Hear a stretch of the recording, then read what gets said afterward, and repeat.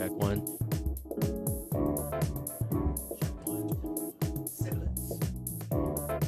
Sibilance. Sibilance?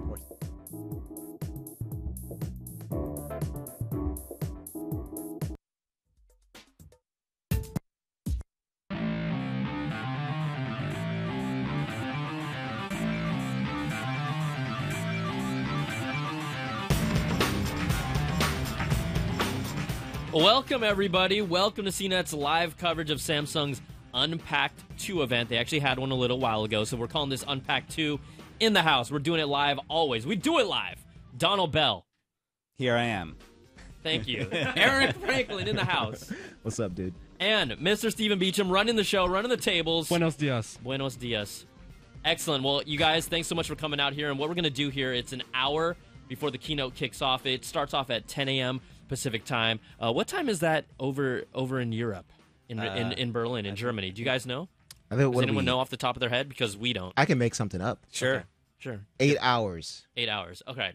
You guys at home probably know what we're talking about. But anyways, if you aren't familiar, we've been talking about this, how IFA, which has really become kind of even maybe more significant than CES has become now these days. But IFA is a consumer electronics show over in Berlin.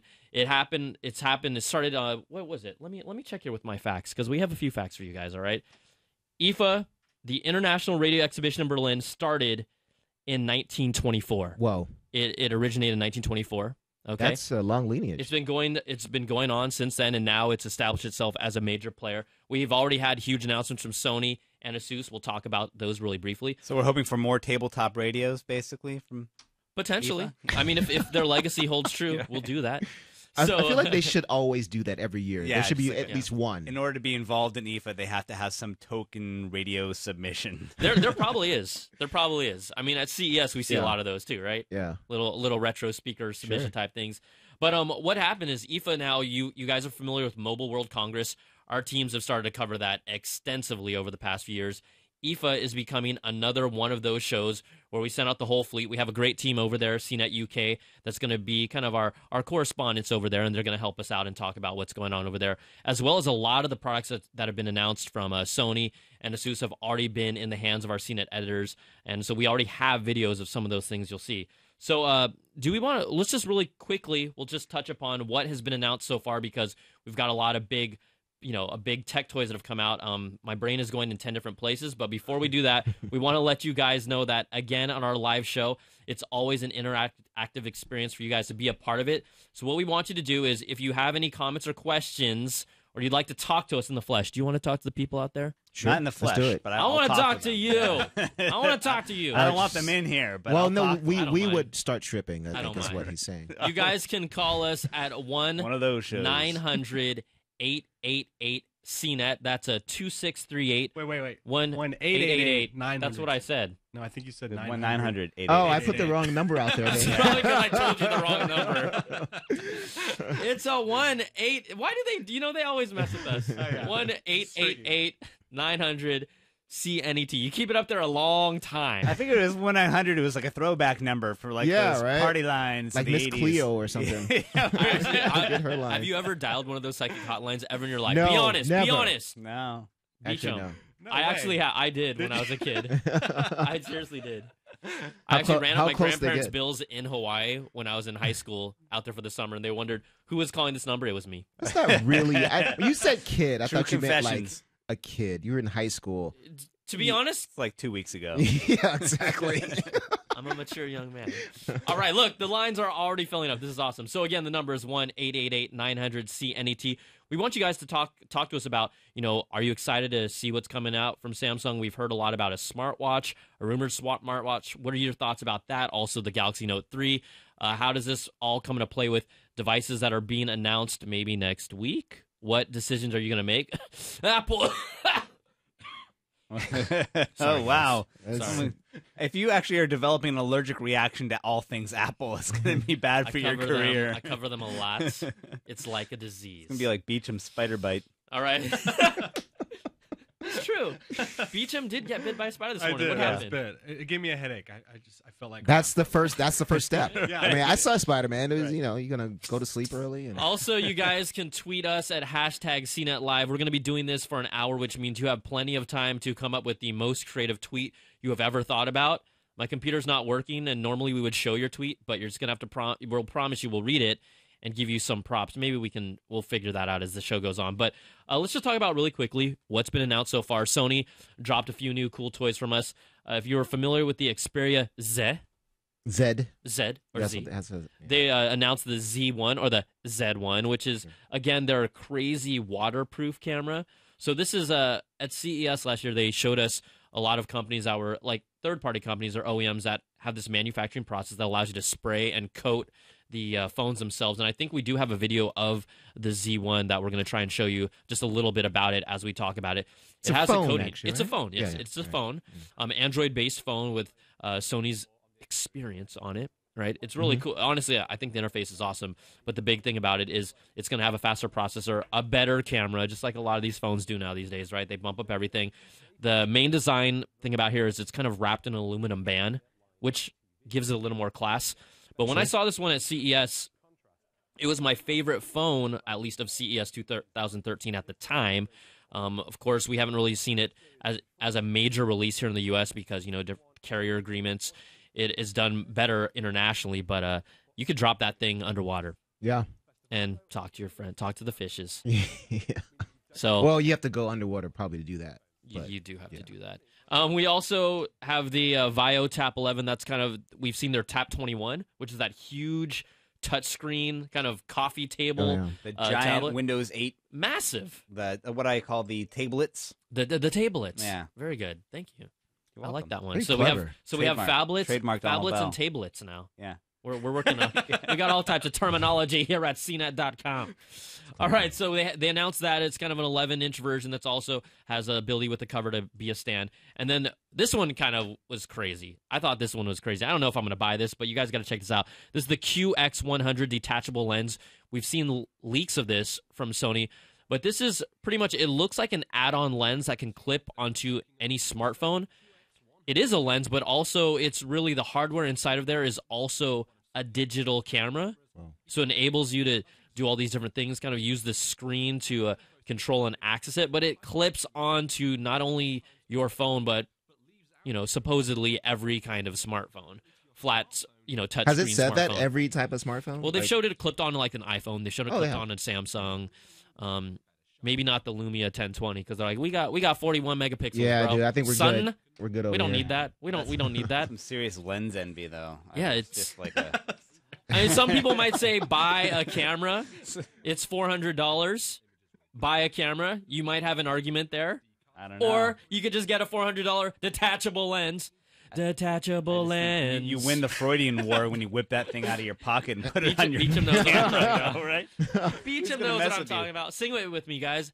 Detachable lens. You know that song? Look it up. Look it up. It is a long lens. All right, should we hit the phone lines real quick? I think Take it's safe search perfect, off. yeah. And We're gonna then- actually, we're gonna talk about Samsung and what we expect. We have plenty of time, but let's talk to the people. We've got my friend Eddie out here. Eddie, calling from San Diego. Eddie, what's up? Hey, how you doing, guys? Look, I want to know with this Samsung watch, do you think it's going to put like the Fit Band and all these exercise bands out of business, or is there still technically going to be a market for it since it's supposed to be stylish and all that good stuff? I'm gonna open this up to the table and we'll all talk about it. All right. Donald? All right. All right. Is it going to put anybody out of business? No. I feel like Samsung sometimes wants to try everything for a minute, but I don't think Samsung's really shown that they're thoroughly focused on like attacking the Fitbit, fuel band market. Gotcha. Yeah, in the same way, I feel Okay. like Apple kind of throws in the feature too, but they're not really ready to be a Nike Plus replacement yet. Hey Eddie, can I ask you a question? Do you own like a Fitbit or a Jawbone, or what? Are you into those fitness The devices? funny part about it is I want to get one, but I'm 6'4", 380, and they don't fit my wrist. Whoa. So it's kind of like, Do you know? No. I got an idea for you. I got a hot He's idea also for you, a man. professional wrestler. Yeah, I got a I hot like idea it. for you, Eddie. you buy 2 Fitbits and you connect 2 wristbands. Oh man. There you Oh! go. There Speaking you go. of- That's a market. Let's put it on Kickstarter and get everything going right now. Right now. The Fitbit times 2. Eddie got the Fitbit times 2. Connector. There you that'll go. Can we get a actually Fitbit connect plus you plus plus for us over 3X people? Whoa, whoa, you know whoa! what I'm saying? Now we're talking about sizes, man. But Hey, you went there, dude. that's good stuff. That's good stuff. Yeah, I think that really, also the way that Fitbit and Jawbone and I'm the type of person that poo-poos the Nike Fuel Band because I do not think it's that good at all. I think it's a lot of marketing, Right. but the specifics of the detail and the data that those guys get, Jawbone and Fitbit, is so much more in depth and more involved, and that's their focus, right? It is. That's what It they're is, trying to but, do.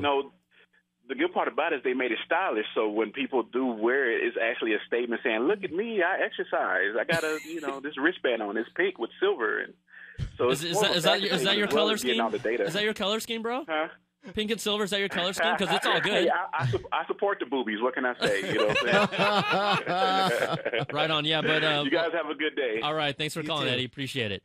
Yeah, so he kind of opened up the conversation to smartwatches. He opened up the conversation to something else too. I Yeah, don't he think we're gonna opened go up down that there. conversation 3 different ways. There's a lot of stuff going on there. But let's just kind of talk about the whole smartwatch thing and what we've heard just to get people started. And again, if you guys want to call us, it's 1-888-900. Yeah, you're right. CNET. Did I get that right this time, That's Beecham? right, that's I'm not correct. even looking at the graphic. All right, the bleach is getting to my brain. Professional. So pro. So what we have here is Samsung's Galaxy smartwatch. Now, we've seen there's been some leaks, a VentureBeat article that we're hopefully going to be able to pull up to show you, these are promotional images, potentially prototypes, but from what all indications and people are talking about, this could be what the first gen Galaxy Gear smartwatch They looks were like screen captures from a video, right? Yes, exactly. So here we have it, guys. This is don't freak out yet. I might freak out if this is actually it for the first gen, but it could be the first gen. Thing's huge. This is Eddie's perfect smartwatch, right? Because it's like gigantic already. Right? 6'4". Is it, or is that a really small wrist? No, Is no, that- no. Scroll down because they It show looks they like a show small scale one. of what this guy when he tried it on. Did they have Yeah, that he's picture? got like my kind of wrist, like skinny wrists. I got skinny wrists too. So I thought maybe- they had like an actual like drawing of how he thought like the wristwatch would actually fit him. And Oh, it's, they like, have. I like think scale drawing? if you Oh, scroll there it down is. more, there's some Okay, more right. images that indicate. Yeah, that watch isn't gonna fit anybody. like thing's They huge. found that watch on a dead body. So some of the specs that they're talking about, that's funny, is a 3-inch diagonal screen. All right, which is actually, if you think about it, that's pretty big for a watch. A 3-inch diagonal screen. Yeah, to it go is. on your That's big. wrist. Like the I remember the iPod Classic screen is like 2.5 inches, yeah. right? So this might be the watch for Eddie, honestly, man. But what we have here, right? They're talking about how it'll have Wi-Fi and Bluetooth. It's very geared a little more smartwatchy. A lot of people are hoping when's the first computer on a watch. They haven't really shown anything, at least in the leaks, that it might lean towards that. It will have fitness sensors. Pretty much every device that's made has some sort of gyroscope, motion tracker inside of them to be able to measure some of these the movement and your steps, and a pedometer inside of it. So that's what we're going to expect visually from it. I think it's already assuming way too much about the fitness trends of most Americans that we want to like actually, see all of that information and buy another device to keep track of it and reflect it back to us and make us sad about what we're not doing. I think the fitness band market has actually done pretty well Yeah. for those that are looking For those- to do that. Right, but is it a Samsung business? Like, I mean, it's done pretty well in like the boutique, businesses that Yeah. already cater to that. But Samsung's like a company that's all about scale. They just want it to be everyone's smartphone or everyone's Mhm, TV. But I think they're gonna have to give us more than that. I think any company that's trying to enter into this is gonna have to show us more than a fitness tracker in order to make a compelling product. I also think that they're gonna have to do more than just show, 3 lines of your most recent tweets. Mhm. Like I think that all of this, even though like I think we're coming out potentially with a lot of competitors in this space, I don't think anyone's figured it out yet. And that's always what it's been, right? Who is going to be the person Right. that figures it out? Is it going to be Apple? Maybe. I don't know. Honestly, I wouldn't say that they'll be the ones that figure it out. Right? We already have Sony that's put one out for, I think they have 2 models now. Mhm. They have the Sony Smartwatch 2. They've had one out that talks to Android phones, but let's just say it's not doing so well, right? Samsung is trying to put their hat in the market. I mean, for you, are you, Eric, a fan of this whole smartwatch phenomena? How do you see it? Is it even relevant to you? Yeah, no, not yet. I mean, I think it's one of those things where I would have to actually use it just to see what, like, how's this different from me using my phone, you know? And like Donald was saying, you know, it's like, you know, it's this kind of fitness focused thing right now, but what else can it do? You know, that's not going to appeal to everyone. I just don't think there's much right now that they can do, or they don't even know what they want them to do. They haven't figured it out yet, just like Donald was saying. It's one of those like, hey, let's just dip our toe in, and because this is a market that people seem to be excited about. I don't even know why people are excited about it. I think just the concept. Rumor mill started getting people excited about it, right? Is that what it is? I mean, because it's like the concept of it's kind of cool. It's like a Dick Tracy watch, right? It's like, you know, the dream of it. Yeah, right? exactly, right. But we're just not there yet, and I think they're just kind of experimenting, doing some kind of live experimentation, you know, in the wild. Yeah. And then eventually people will say, oh, well, I really wanted to do this and this. And they go, okay, let's take it back to the drawing board. And the next model, we'll do this, this, and this. I do think, though, that there's that same potential, like the Dick Tracy watch. Like I've been looking at recently, like things that we were really excited about that we then got. That's a technology and then left behind. Like don't really care about. Like the idea of video phones was like such a huge flying car kind of fantasy for so long. Well, video phones then was a giant TV, right? Right. How did you talk to? Right, and like, oh, I can't wait till we have this, and I can actually carry on conversations with people over video, and now we have it, and no one cares. Yeah, it's like I feel like there's so much potential for that smart watch idea to be the same thing. Of like, oh my god, I can actually look at things on my watch. Yeah. So here are some of according. No one wears a watch anymore. According to these the specs that have been leaked that were related to this promotional video that we may or may not expect to see, Samsung S Voice for voice commands, preloaded with Android apps for social media and health tracking. I do feel like the whole health tracking thing has, in these devices that aren't dedicated to them, they're basically thrown in because they're easy to do from a software standpoint. Right. They have the sensors in them. We've seen the Galaxy S4. I mean, how many people are really using S Health every day? That's built into that S4 phone. Probably not many, right? So they're just able to. It's like a value add, but am I going to buy it because of that? No. Probably but not. it's going to have that. Also integration with your Galaxy S phone or tablet, meaning sure it might be able to talk to it and maybe get notifications. Well, that's the other thing that we're gonna have to deal with too in this whole space is like the proprietary nature of each different smartwatch, right? Like there's some out there now that are open to both Android and iOS, but I'm sure Apple's is not going to be an Android-friendly smartwatch. I'm sure Samsung's is not going to necessarily play well with everything else out there. And so if everyone's got their own, if you have to change your smartwatch the same time you change your phone or upgrade them simultaneously or God forbid switch, platforms and have to get, it's like a whole other new mess that we don't even need, like that kind of degree of extra complexity in our lives. Yeah. I completely agree. We don't need it. Whoever said we needed a smartphone. I do. Okay, so guys, if you guys are watching, we also want to know if you guys give us the hashtag CNET Live on Twitter. Do you even want a smartphone? Say yes or no, and why? Smartwatch. Yeah. My brain is we want smartphones. We do. Smartphones. Don't cancel smartphones. Smartwatch. So yeah, smartwatch, Galaxy Gear smartwatch, any smartwatch. Are you guys intrigued by this or not? Yes or no? Let us know. But what we're gonna do here is hit the phone lines. We have Mr. Alan calling us from Toronto. Alan, what's up, man? Alan, don't tell me you fell asleep. He was offended by your Toronto accent. Yeah, he didn't. That wasn't even a Toronto accent. That was the word. Exactly. Toronto. Okay, Alan, I'm going to put you back on hold because you went to the bathroom. Jaleel, what's up? Jaleel from Penn.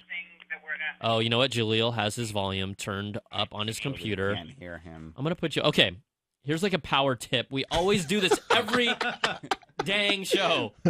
Okay, when you're calling and we pick up your phone call, turn down the volume of your computer because there's actually a delay, believe it or not. Yeah. And we won't have to hear it. Okay. I'm going to go. You know what? Sorry, Jaleel. I'll get back to you. Is that Jaleel White? It probably is. What else are you doing? He's in the gadgets, probably. Vernon, what's up, Vernon? Vernon's all of a sudden he's going to be like, I'm going to turn my volume down. Turn my volume down. Vernon? Volume of your computer. I think he's messing with you, dude. This is a disaster. No, we just got to keep going. No, I like it. This is fun. Zishan.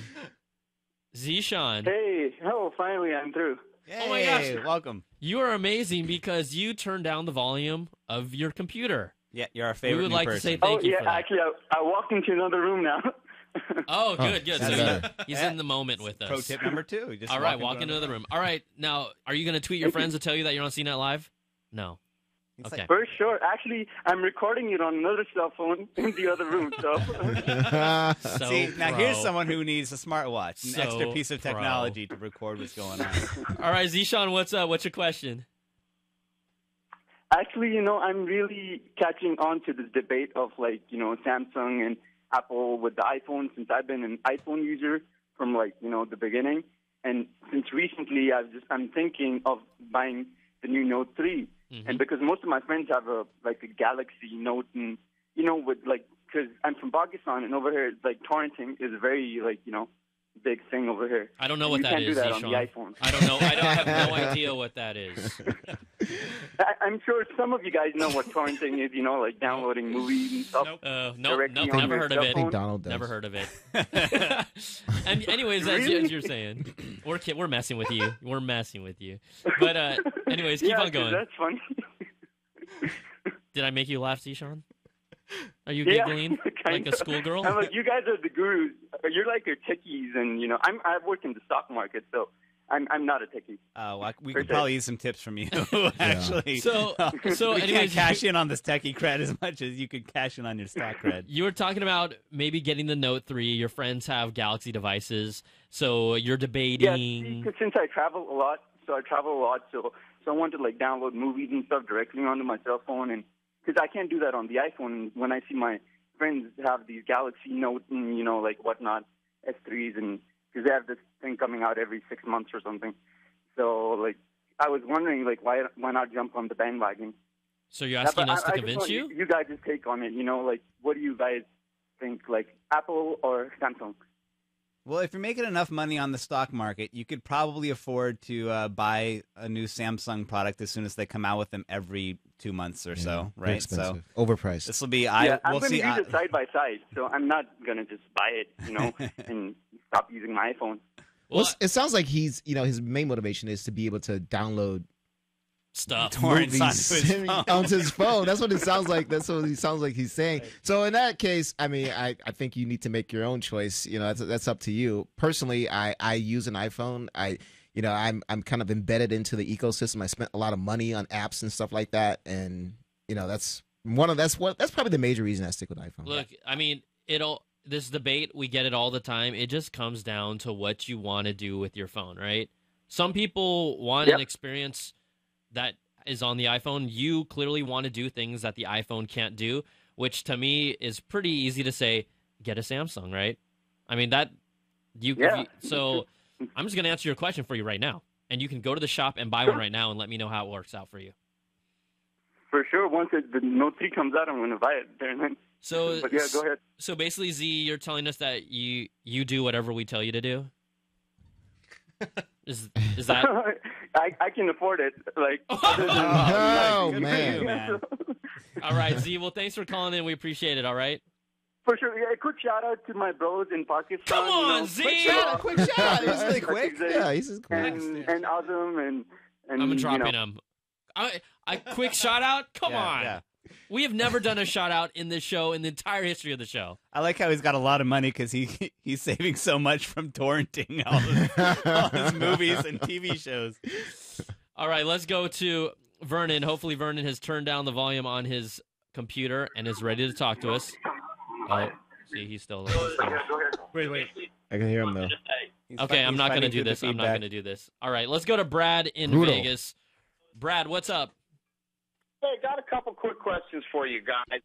First, I'm thinking about getting the Note 3. Do you think it's going to shoot in 4K video? 4K video, my hunch, probably not. I'm just saying that from a standpoint of the optics in the size of a device that big. I could be wrong. Obviously, 1080p for sure. But a 4K, I'm going to... I mean, that technology exists. I mean, in certain small ARM processors. I mean, they embed that technology that they're able to do that. I don't know if it's going to be in this one. The if lens, it does, it is the preemptive watering down of what the word 4K means. Yeah. Because Sure. if you're gonna still, at best, if you have like a 32 gig card in the thing, you're gonna get 1 minute of 4K video, like uncompressed, if it's real if 4K it's real video 4K video. Well, then I'm curious why that's important to the caller. Well, what it is, I shoot in 3D right now. I own Buzz TV, and there's times that certain places we can't bring the bigger unit in, and we're trying to find something smaller we could record with. We just did a show using the S4 and the microphone in it. It's such garbage. We could not use any of the audio. So I was thinking maybe if this thing shoots 4K, it could be a backup to what we do. I don't think we'll see a 4K camera, a true 4K camera with true 4K resolution in a smartphone device in the near future. And I would probably look to like at least a year or two the even. GoPro space for something like that faster say. than what consumer phones are going to come out with, because at least then you're going to be able to have dedicated memory that's exclusively made for capturing the video, and probably an enthusiast market where people are just trying to even capture 2 minutes of their awesome downhill, sledding adventure or whatever they're doing. Are you talking about yourself, Donald? Yes, of course. You can tell my extreme lifestyle. I can't wait for the 4K GoPro to happen. The thing about the GoPro, and I just looked this up just to make sure, is that it does record the latest one, which is their GoPro Black Edition. It's $400. It does shoot 4K video, but it only shoots 4K video at 12 frames per second. Right. So it's not going to be that smooth, buttery, visual quality that a lot of people expect in 4K video. So even at that, we're talking about a GoPro, a size of about, I don't know, maybe chop my phone in half and stack it on top of each other. That's where it's at right now from a standpoint of a real small mobile device taking true 4K. So I do think Sony announced today a new consumer 4K handheld camera. Yeah, right? it's just the size like the V2000 models that are like the kind of prosumer Right, cameras. but that's a company that's still really taking that 4K idea seriously in terms of what the quality is you're getting. Yeah, at CES, Samsung and Sony both had the prototypes on the floor. They were not shooting the video, but they showed them in a glass case as 4K cameras. Correct. I was there. Hey, one last thing. Just since you were talking about it, I actually do own a smartwatch. I've had the Sony smartwatch and had it for a while, and I actually love it with what I do. There's so many times I can't get my phone out of my pocket, so it's so much easier to look, answer a call, make a call, and do those certain things. So you're putting in your vote for the smartwatch. You're saying, I'm down with that. If this thing is not as big as it looks, because I don't need a brick on my wrist, and if it plays well with others, because, again, I'm not going to change when it's time to upgrade. I can't upgrade 12 devices at the same time. But if it plays well with others, I would be down to definitely checking it out and maybe changing up from what I have. All right. Sounds good. Well, hey, Brad, thanks so much for calling, and we appreciate you that you played by the rules of keeping that volume down and having an actual real productive call. It was nice. Well, when you stream to your flat screen, it's pretty easy to hit the mute button. We're like, can you see this? I don't think I'll stop that. No, because we have a delay. So just wait for it. Just wait for it. You'll like it a lot. He's coming in for the kiss. You'll like it a lot. Very cool. All right, thanks, guys. Brad. You have a great day. All right, you too. That's a good call. No, Yeah. I'm feeling that. So let's just go here. I know we can't show you your tweets, but we asked you guys what you thought about smartwatch cameras. John Baylor Jr., he's talking about the phone, said the Z, he can't afford it right now. But G. Garcia says he's excited about what the tech might bring to the table. Some people say, I do not want or need a smartwatch. Srinivas Varukala, I read it. So far, I've never even worn a regular watch. So there you go. I think the thing for me, it's different between different segments or groups of people. I wear my watch. You're saying old people. No, not even old people. Wear watches. I get it. Geek. Okay, there's this whole like fine line between geek versus chic. I always hate it when people say that. Who says right? that? Me. Oh. So like stylish technology, right? Right. I'm not willing to get a smartwatch because I love my personal watch right now. You rock the fancy watches, the bling. But watches. it's like part of the sad thing is and I think a lot of people do this. They use their phone They pull their phone out of their pocket when someone asks them what time is it, Right. instead of looking at your watch. Have any of you guys ever done I do that before? all the time. Right? I do it all the time. Yeah, right. You Yeah, do it all I the don't wear a time. watch, so because that's all I have. Because Beecham. Well, you're just walking around. I check sometimes I don't trust the time on my actual watch, so I look at my phone too. That's a good point too, right? But, you're walking around, you look at your watch, maybe look at your phone. It would be easy if you just had a smartwatch just to go, oh yeah, see notification. Someone on Twitter just said, what'd she say? She said, absolutely want a smartwatch, notifications without looking at a phone, watching live blog on my wrist. Booyah. Booyah. Watch it now. If they could watch the live blog on the wrist, then I say get a smartwatch. But I okay. mean, Well, that's what I'm saying. So Like, we here's the haven't other gotten to that argument point against yet, though, right? Is like, how lazy is that we can't take the phone out of our pocket to check? I mean, I Is it understand lazy? in the caller's perspective, like he's got a camera in one hand, Yeah. he's busy, he's like doing a lot of stuff. It makes more sense for him to be able to press a button on his wrist to take a call. But I mean, for most of us, we can take our phone out of our pocket. Like, we've just spent like 5 years developing the most advanced pocket computers we've ever known. And they have gigantic screens that we've been like begging for year after year. Make the screens bigger so I can get more stuff on my screen so I can see everything. And now we're kind of over it. We want it on our wrist. Yeah. It's Show me. It's our society. Show me something now. But Yeah. right but now. Here's the Next other thing. step. I don't even think we're asking for it. I just feel like there's this like Mexican like standoff between all the major manufacturers of like Apple's making a smartwatch, or we have to make a smartwatch, and we have to make a smartwatch. We have to. Smartwatches are going to be amazing. Everyone's going to buy them, and then like It's like 3D TVs right, all it's over like again. I think the smartwatch is going to be more significant than 3D TVs, though. Yeah. I think there is an applicable function, and people are conditioned. Like, really, the fitness band, kind of what is it? Just the way that fitness bands have taken off has kind of shaped our minds to be more open to the idea of wearing a computer. Right? It always starts with like behaviors. Are people, going to be turned off by this or not? And now people are like, okay, I like technology on my wrist that can track things. They're going to be more open and receptive to, putting a smartwatch. The fact that Google Glass exists, I know it's still like a total social faux pas. Like, it's ridiculous when you're walking into a club in San Francisco and a dude is wearing Google Glass and walking around. You slap him off his face. I walked up to him and I said, I actually walked up to him and had a conversation with him and just talked to him about it. And I said, I'm like, okay, well, is it working right now? He said, it's not even on. The battery ran out. And he was still walking they around look tight, the damn bro. club. They look tight. And then I asked him, are you hanging out with any girls tonight? He said no. And that's what I thought. Or maybe he's not you gotta into take girls. that chance. You got to take It's- a chance. It it's- could be the girl magnet, or But it could be here's- the girl repellent. So You here's the don't funny know. thing about, right? The guy did say, but 2 girls have come up to me to ask about it. And I did not take advantage of that at all. Right, because here's the other thing: is that most people I know who are walking around with Google Glass right now are Google employees. So that's just like a little signal. Hey, I've got money. I work for Google. I live in the Bay Area. That's not necessarily so. Yeah. But the whole wearable idea, it's happening right in front of us. It's not quote unquote taking off from a mainstream standpoint, but it's happening. And so the watch is a comfortable area where I feel like people aren't intimidated. No one's going to judge you as much if you're wearing a watch versus wearing glasses. It's just not going to happen. Right. So that's a good space for it. I'm going to interrupt you. It sounds like we might have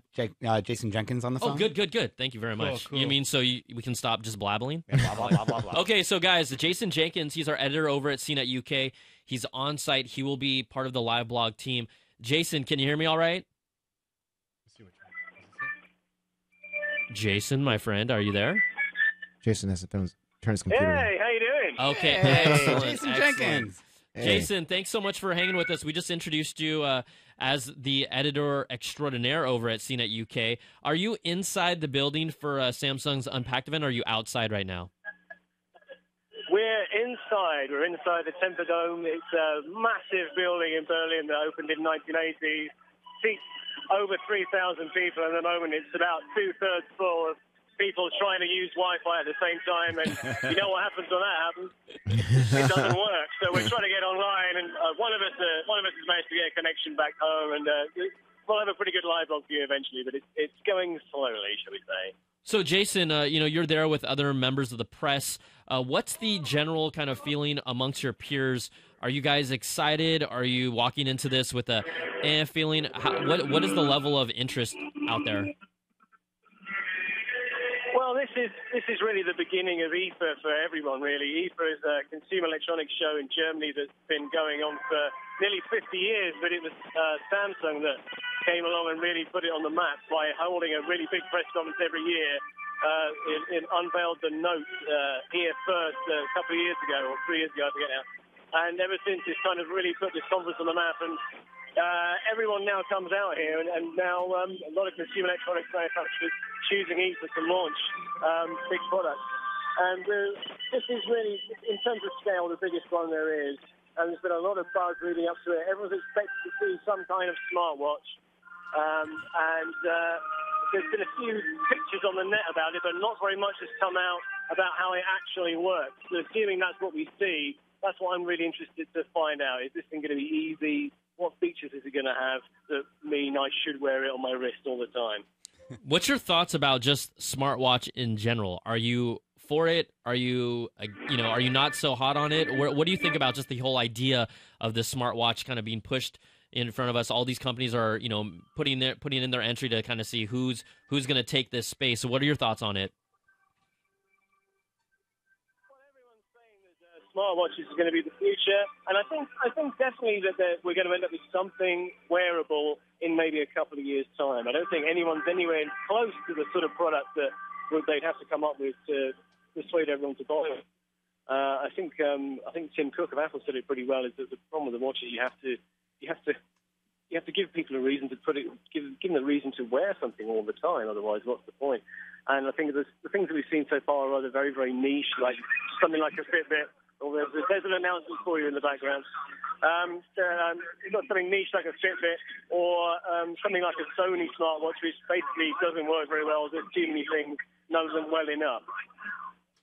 All right. Well, Jason, I know that you're wrapped up with getting everything settled in there, so we just really appreciate you for calling in.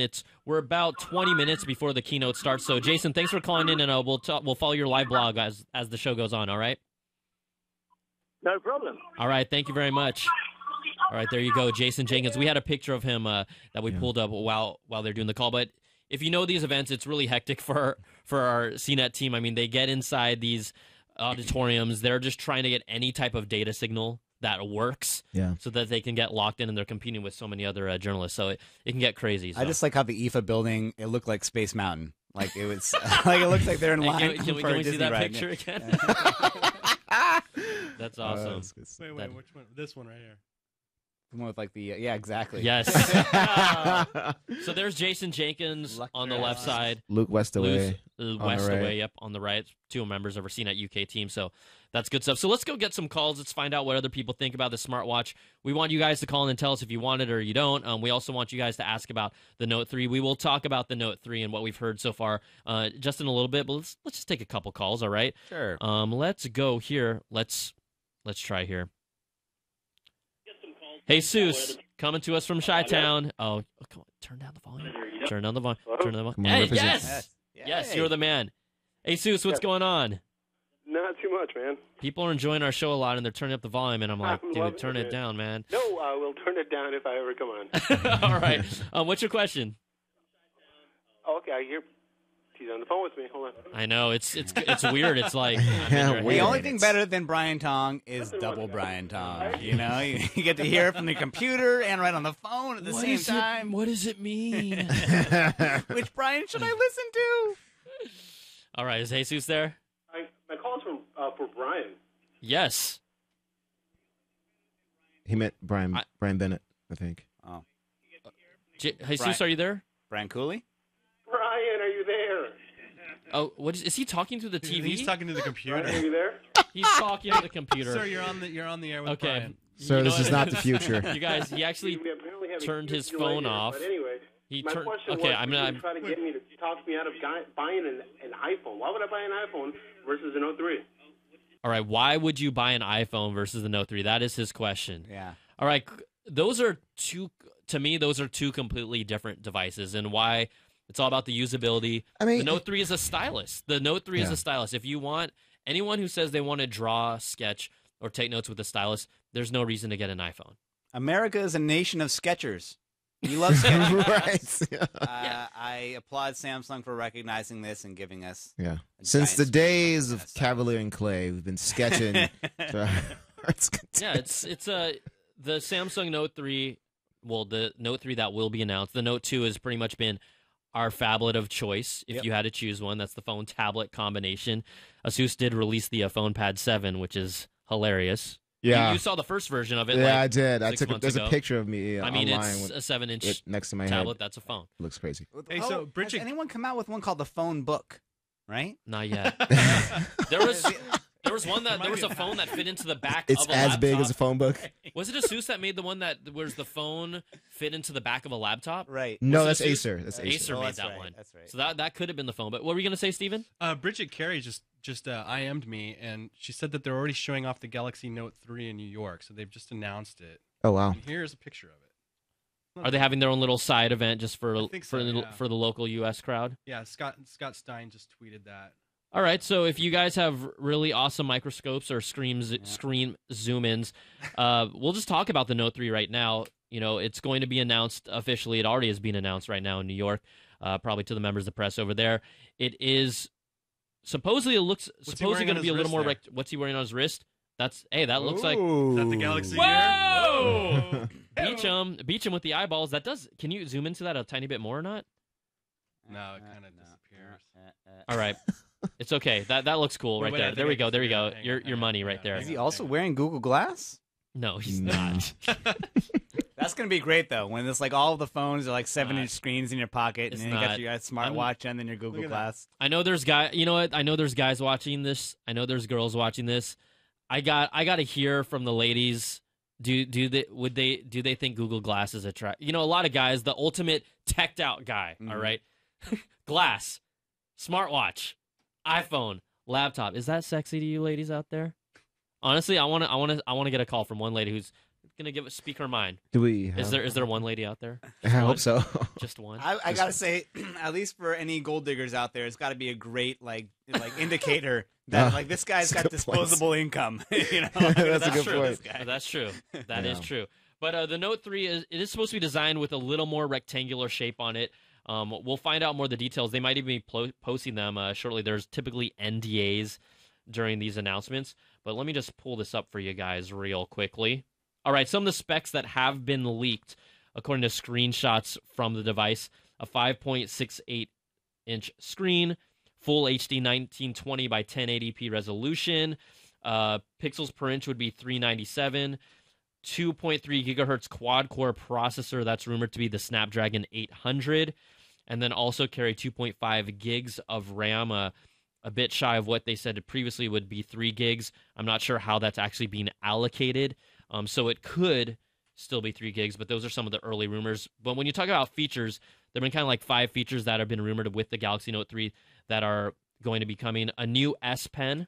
So this would be basically based on what devs have pulled up from some of the dev kits. The S Pen would be a new improved. It kind of has a few new functions that are related to it. I think the S Pen actually feels pretty good from a stylus standpoint if you're into that. Also, Galaxy Note 3 is rumored to have a fingerprint reader. Ooh. Fingerprint scanner. What do you think of that? Yay, nay? It sounds appropriate for that device. You know. Yeah, it's we'll see how the whole fingerprint scanner thing is that it's a step towards the ideal of a phone becoming a true wallet. And why I say that is right now they're talking about fingerprint scanner for security to get in your phone. But overseas and in other countries, right, the fact is that they use that fingerprint scanner to authorize payments on your phone. So here in the U.S., it's totally whack. If your phone as a wallet doesn't work, I mean, Google Wallet tried it. It's hit or miss when you use so people just get tired of it. They're like, forget that. I mean, in 2005, I was in Japan and we were using cell phones flawlessly like wallets at movie theaters, AMPMs, arcades, and pretty much, and it's just a boop, you swipe it, you tap it, you walk away, and the way that you authorize the payment, if someone has your device or, if it hasn't been used for a while, you swipe your finger as a fingerprint scanner. Yeah. Americans are kind of skittish, man. We take our time to get in stuff. Like, we never got into the metric system. It's like the whole Xbox One thing. We were like, oh my God, they're spying on us. We have to keep it on all the time. Yeah, it's like, it could be. I mean, it could be that, but also you look at a country like Japan where they're always culturally they're willing to adapt new things. Right? Yeah. We're talking about taxi drivers in 2005 that had 3D rendered GPS units. Yeah. of cities in 2005 in Japan. And these are old gentlemen, 50, 60 plus, driving taxis that are comfortable with that. Yeah. And also just the fact that certain countries are willing to gut their infrastructure and put in the latest stuff. And to them, that's normal. Here, it doesn't happen as quickly. No, it doesn't. I mean, it's really kind of frustrating because these are. I feel like if we would try these technologies out, we would find that they offer some advantages. Man, I love to be able to pay for everything with just my phone, just bumping my phone up to everything. Well, everyone talks about what's the next step in smartphones. Keep my phone in my pocket. I know you like the Amish way. You don't even like a phone, but everyone's talking about how can a phone get better, and it's going to be super tricky. But it's all about whoever can crack the code if they can, and it probably will take another year or two to really establish that phone as the wallet and getting people comfortable with that. That's going to be the next push for a smartphone. Yeah. I don't see what else they can max out right now or what new thing they can give us. It's been done in other countries successfully, but there's multiple competing companies trying to become that payment system, right? And it isn't happening. So there's a lot of stuff on the back end, which is why this isn't happening right now. And a lot of people fighting, just like there was Blu-ray, HD, DVD, there was Betamax, Sure. VHS. What other standards were fought between like tech companies? I mean, who's trying to be the DivX standard? and DVD. There's ISIS, which is a payment system that's a conglomerate with. There's carriers that are doing their own thing. Google Wallet's trying to partner with carriers. Who knows what Apple's trying to do?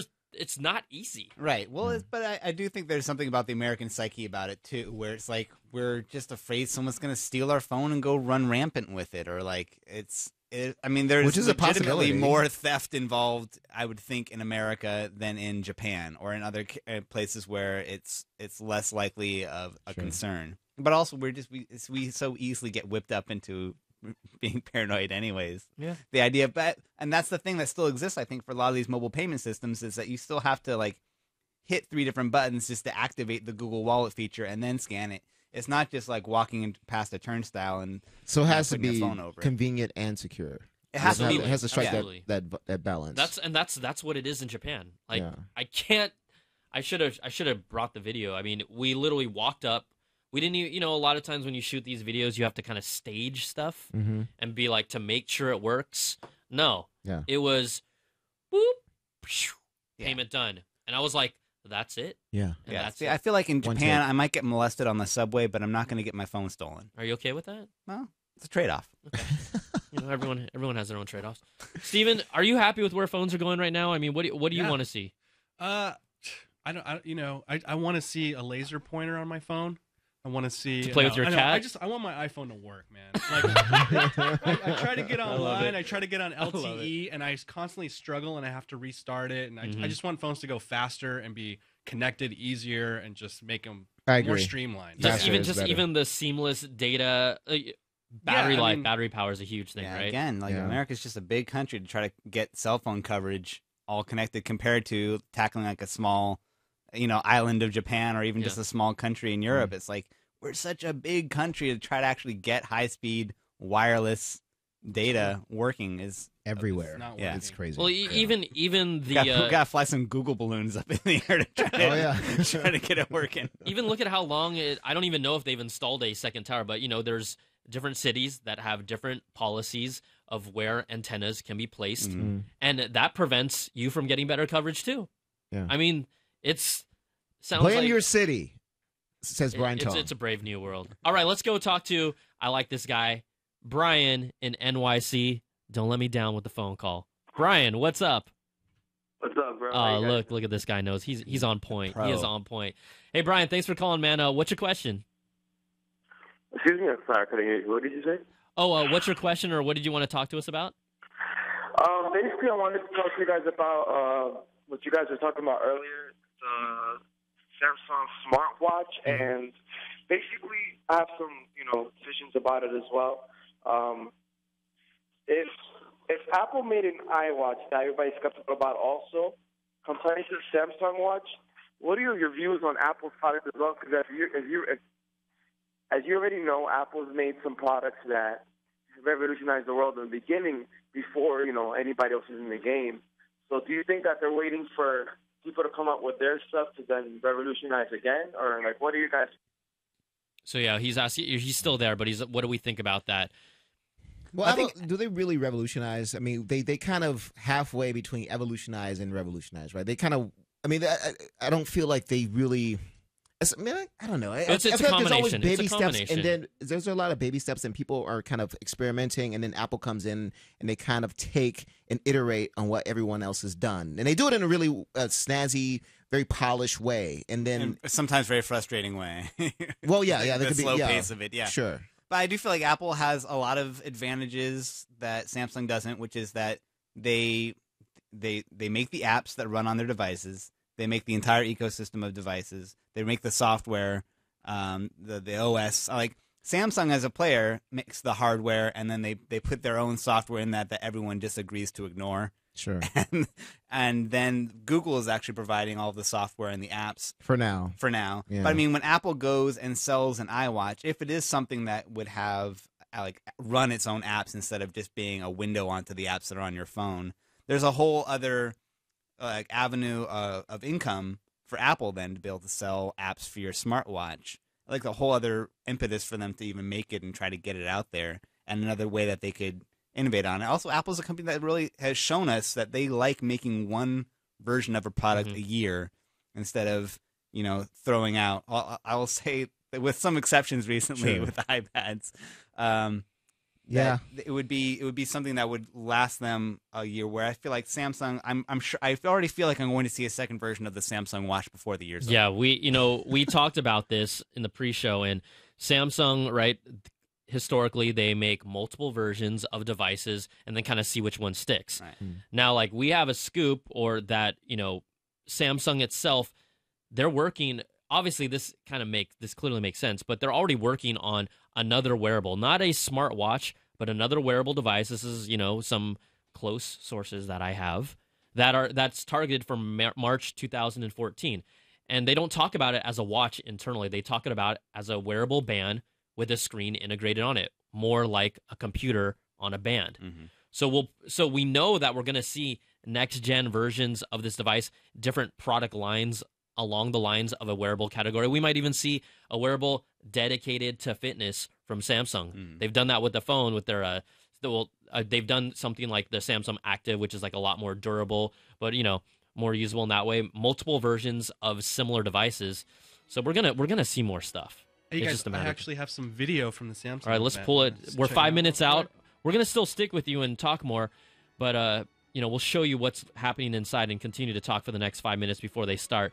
But the point that Brian's talking about, Apple, do they revolutionize?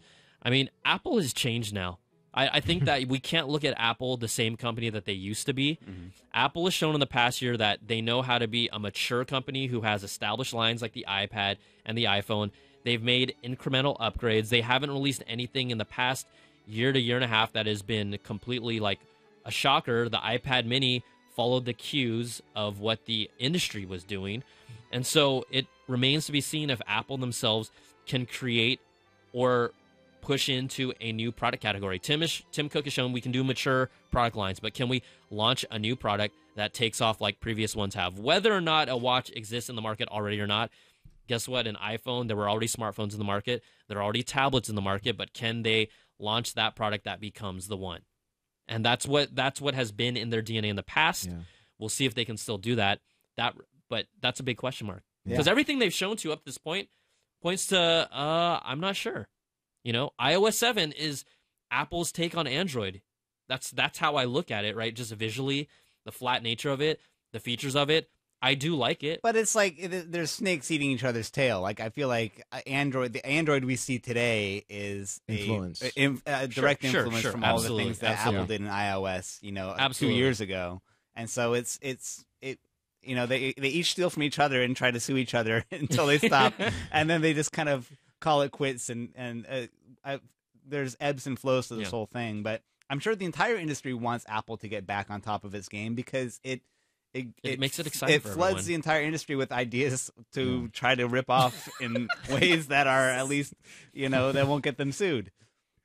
Yeah, It's true. I mean, no. yeah. I completely agree with you. I think a lot of doing the Apple by show, a lot of people are like, why are you so hard on Apple? And it's like, I'm not hard on Apple. I'm a technology fan. Yeah. So whether Apple is the one that's doing the awesome innovations and fun stuff, or whether it's Google, we're all here because we love technology. We want to see cool stuff, and whoever brings it to market, that's who we're going to be attracted to. Yeah. Now, in the past, it's been Apple. Right now, the ebb and flow is kind of pushed towards Android, Google, and Samsung. Where is that line now? The sales, worldwide would show clearly Android is dominating because they can put on so many different range phones. Apple now is rumored to be coming with the 5C, which is really a lower end version of the Apple iPhone, which used to be the flagship single product. Right. Which they've kind of changed their philosophy around that. So if they can get back in this, whether it's the Apple TV whenever that comes out, or whether it's their iWatch whenever that comes out, right now the momentum is not on their side. It's the other companies like Samsung that has more of the buzz around them. If you had asked someone on the street, I think Samsung's doing a better job of pumping out products on a more consistent basis to keep that interest there. Yeah, and they've always been good at that. Whereas Apple, they've got maybe 3 events throughout a year to launch their different or kind of update their different product lines. But Samsung is it's like they're stocking the donut shop window with like 18 different versions of their different product.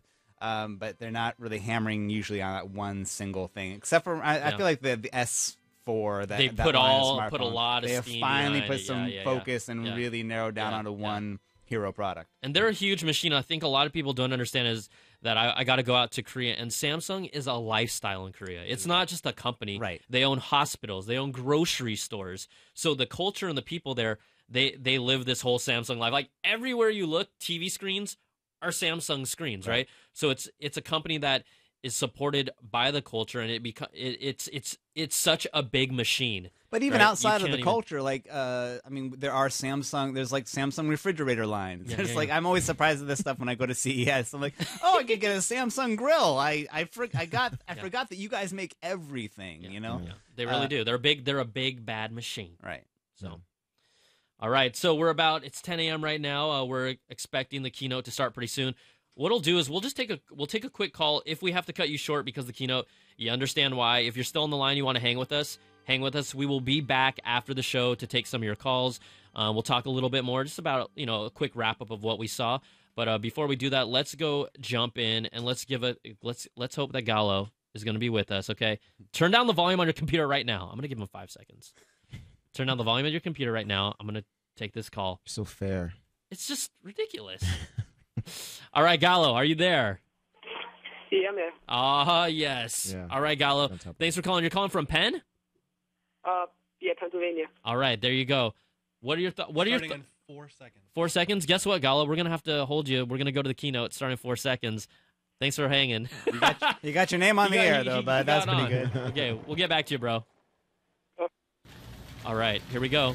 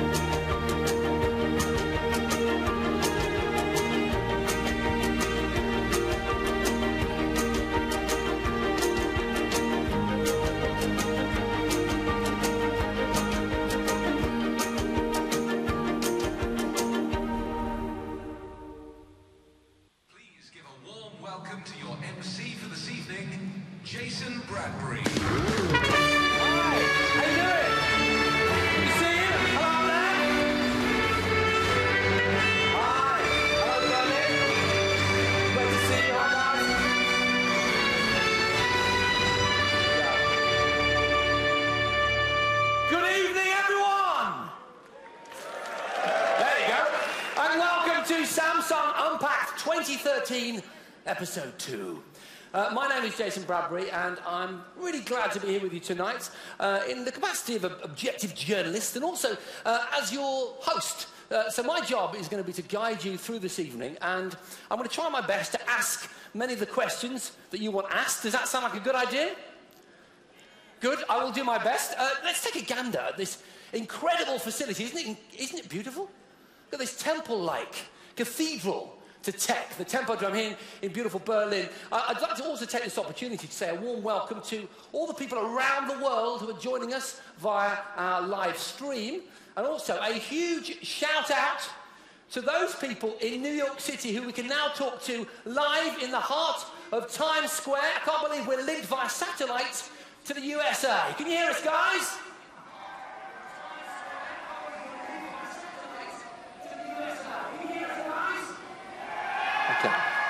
Thank you, Jason.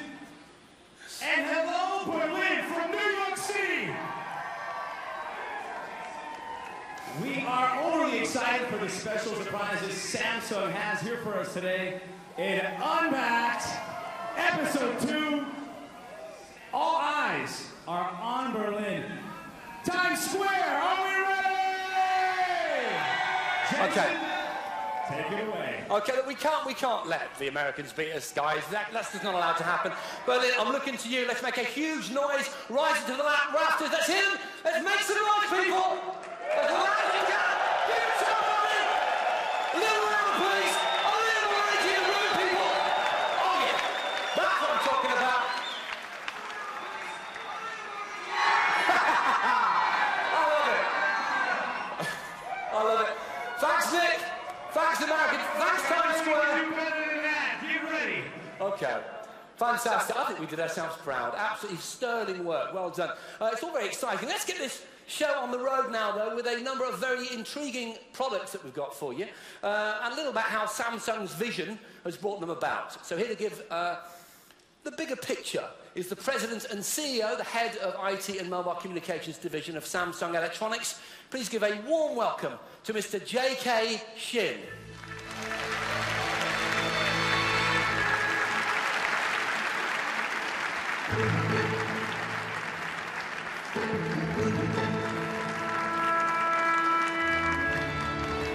Good evening, everyone. Thank you for joining us today. Special thanks to those in Times Square in New York and around the world.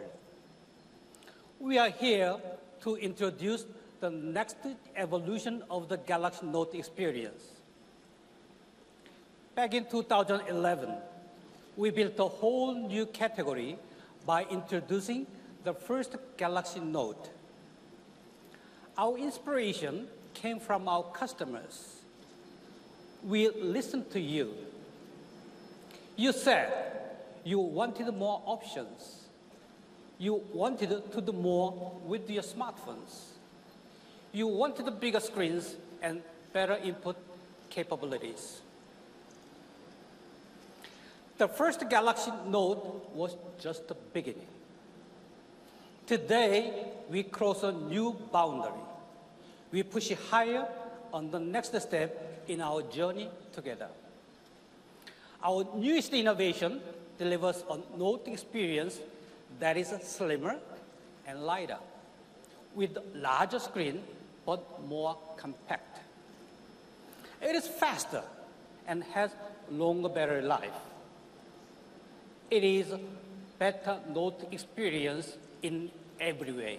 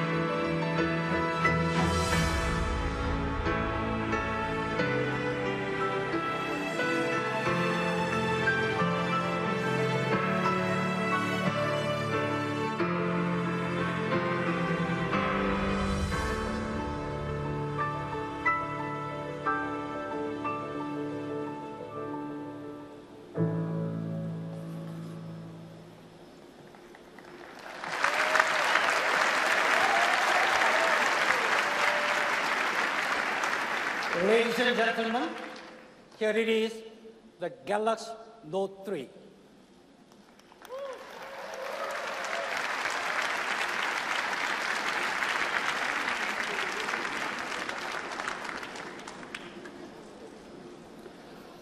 For the first time, we have given Galaxy Note 3 a warm, textured touch back cover.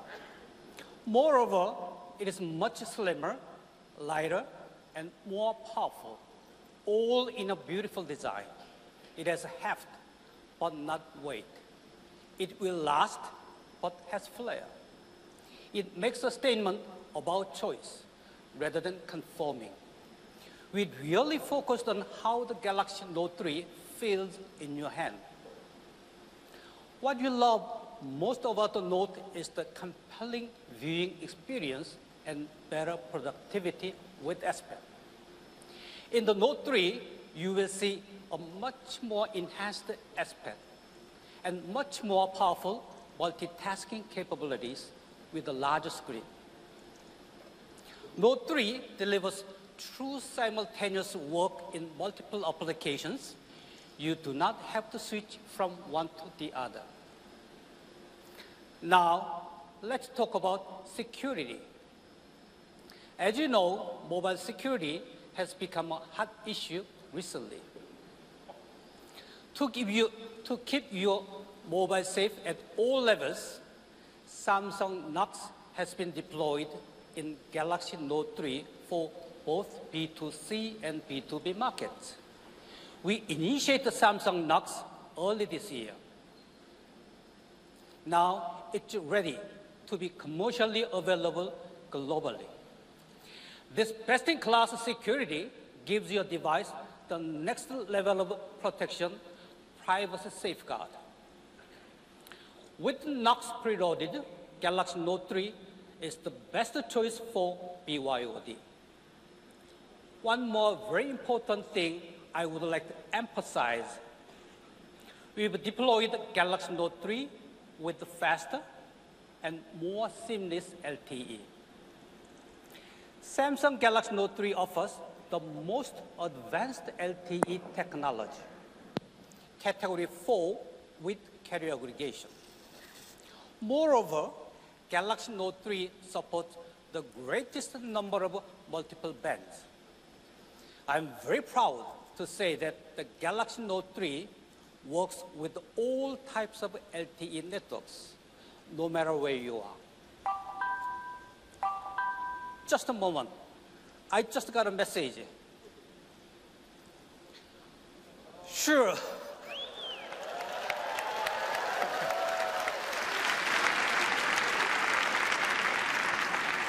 Of course, Galaxy represents Samsung's Android smartphone. Galaxy Note 3 is powered by the latest Android platform, Android 4.3.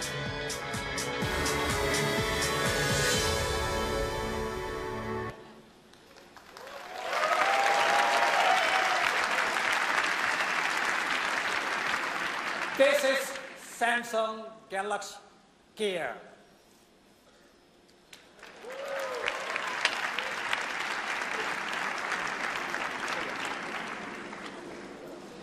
Galaxy Gear's hands-free call feature allows you to make and receive calls through voice control. It notifies you about your SNS updates or text messages via quick glance.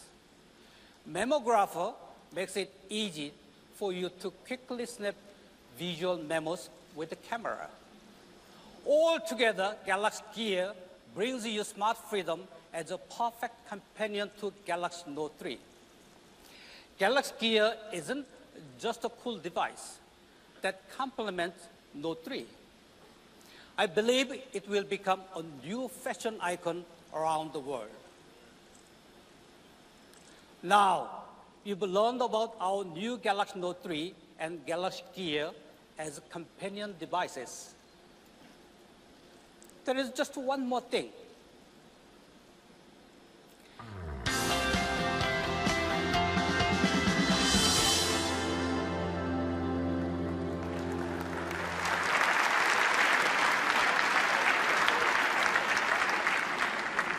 The Galaxy Note 10.1 2014 edition has all the technology DNA of the Galaxy Note 3.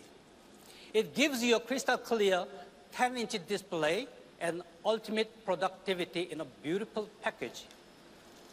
Now you can enjoy an immersive content consuming experience with its screen, stereo speakers, and portability. Furthermore, to make it that experience even richer, we will be providing free and exclusive applications and content for Galaxy Note users. Tonight, we have introduced 3 exciting new products. Galaxy Note 3 and Galaxy Gear will be launched starting from September 25th in more than 140 countries. And all of these products will be commercially available in October worldwide. Our goal is not just to make great devices, but to empower you to truly experience, enjoy, and fulfill your busy life. That's the promise of Galaxy Note 3, Galaxy Gear, and Galaxy Note 10.1 2014 edition. Thank you to all of you here in Berlin, over in Times Square in New York, and around the world. Please enjoy the rest of the show. Thank you. Thank you very much. Thank you very much. Mr. Shin, ladies and gentlemen. Great. All right, so now it's time to take a closer look at what makes the Galaxy Note 3 tick. Ladies and gentlemen, please put your hands together once again and give a very warm welcome to Menno Vandenberg, Vice President of Samsung Electronics, Netherlands.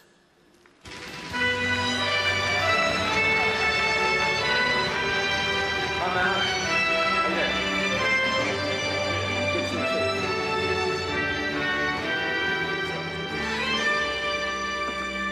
Good to see you, Menno.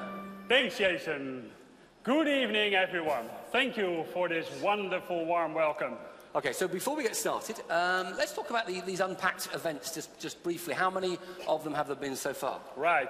In fact, this is our 11th Unpacked, where we introduce our flagship products. It's become a brand. And the fun part of doing these is watching all the rumors in the lead-up. And this time around, I noticed a lot of our friends in the media, also like you, Jason, talking about big screens. We have come a long way since 2011, when we launched our first Note and called it our Do More in One device. It's come a long way since then, and now we own the category. And tonight, you will be meeting the amazing Galaxy Note 3. Samsung is the pioneer in this large screen category. And there is no doubt we've had success with the Note series in markets around the world. Today, we are ready to push the boundaries even further. Let's have a look at where we started and where we stand with this large screen category right now.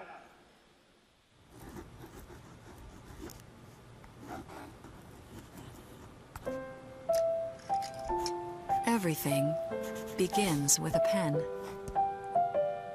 Even the greatest masterpiece begins with a scribble.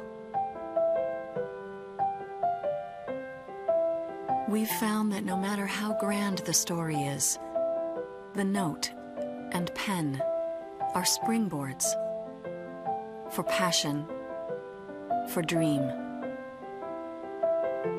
It was this insight which led us to create something that would stand in a class of its own: the note and pen. Creating a new category. Here is Galaxy Note. Tonight, you will see more innovation with the Galaxy Note. Life is by design. When you are inspired by a passion, you live for the current moment. Your everyday thoughts and actions become the story of your future.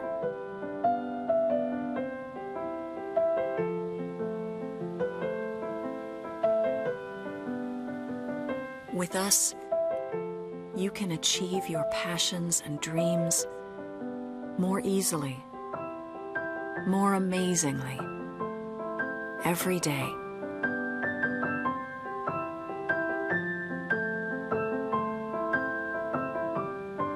When writing the story of your life, don't let anyone else hold the pen. Design your life. Okay, thank you. Marvellous. So, Menno, tell us what lies ahead then for the Galaxy Note 3. Right. When we started developing the Galaxy Note 3, we interviewed a lot of users and listened very carefully. What we found, what they loved, was the S Pen. And they wanted larger screens. And they wanted to do more things with them. And what matters most was getting the news, getting directions, and taking memos faster, easier, and more conveniently.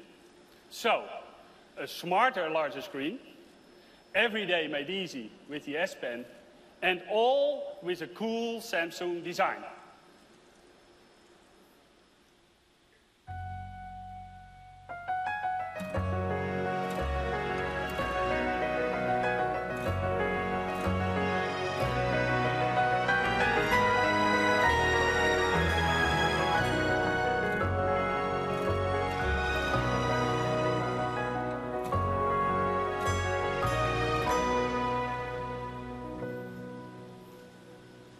Okay, so I think it's fair to say, Menno, that you've got our attention, so tell us more.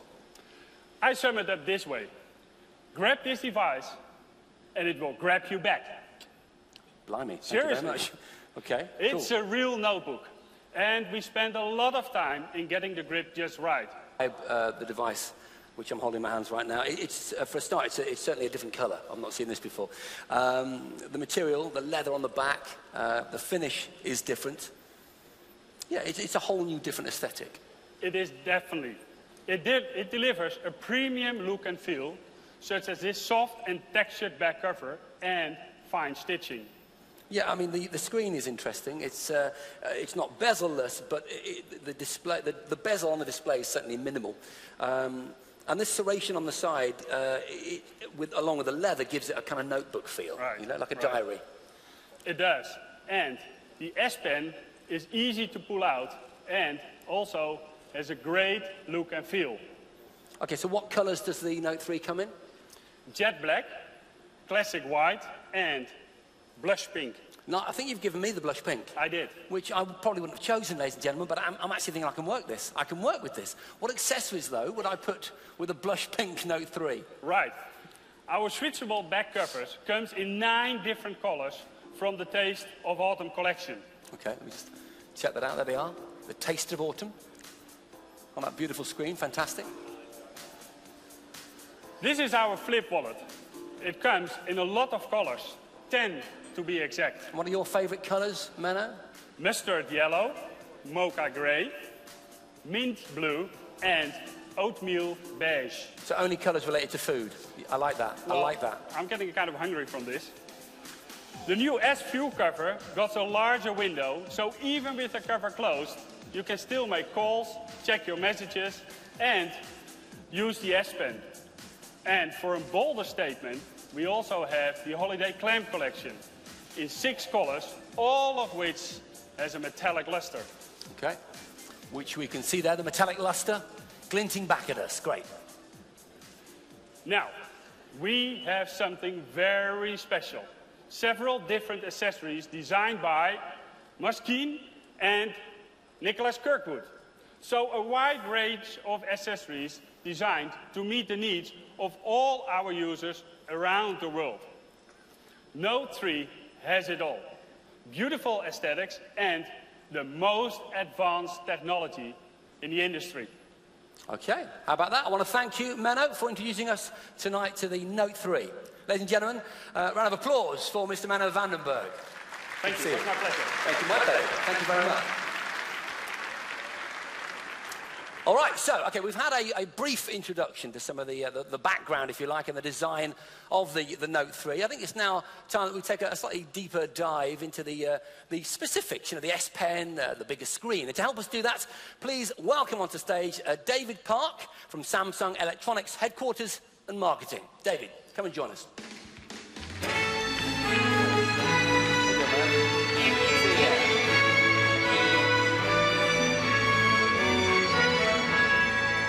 David is joined by the lovely Jane, who follows him everywhere she goes. She was in the toilet earlier, she was filming him, it's on YouTube, it's not nice. Okay, good to see you. Good to see you too, Jason. Do your thing. We've talked, you know, briefly about the Note 3. Mano introduced us to it. The way I'd sum it up, I guess, is a kind of brains and beauty combo. Is that fair? That's right. Yep. Okay. So we've covered beauty.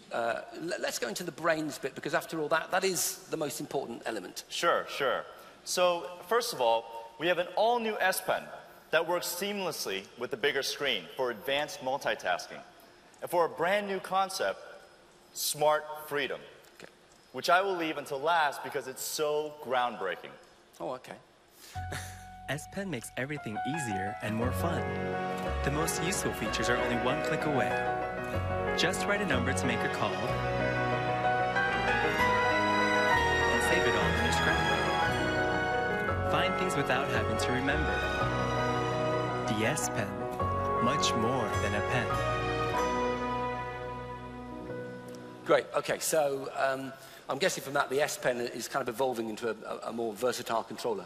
Absolutely. It's so much more than just a pen for writing and drawing. We've made significant improvements, so the S Pen is now the key that unlocks all the power, speed, and functionality of the Note 3. And how does that key work? So basically, Jason, it's dot, circle, and then box. Okay. Okay, dot, circle, box. Explain more. Right.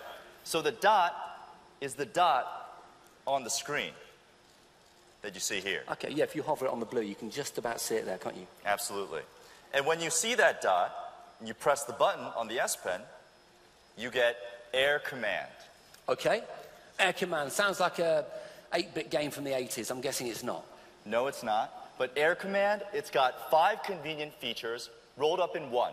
And there's no learning curve.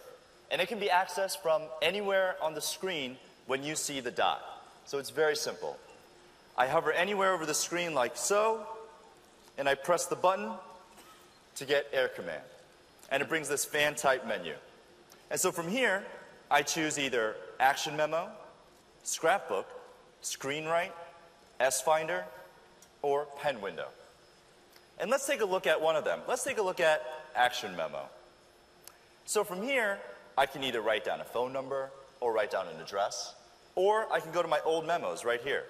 Okay. And let's just say I wrote down a phone number before, and I pulled it up right here, but I forgot to save it. Yeah. So what's interesting is that I go to the Link to Action button right here, and it automatically identifies my handwriting and the type of information that I wrote down. So you said Action Memo. That's the memo bit, obviously. Where's the action? Okay, so from here, I have these options below. I can either call the number directly, I can save it to my contacts, but if it was some other information, I could then send an email or even search on a map. But for this, let's save it to my contacts. And there we go. The name and number, it's saved into my contacts. And my action memo is right here minimized for easy access. That's pretty awesome, right? Yeah, and the handwriting recognition seems to be functioning really, really well. I mean, obviously that's extremely useful. Absolutely. It is. And that was the dot, which takes us to Air Command by a simple click.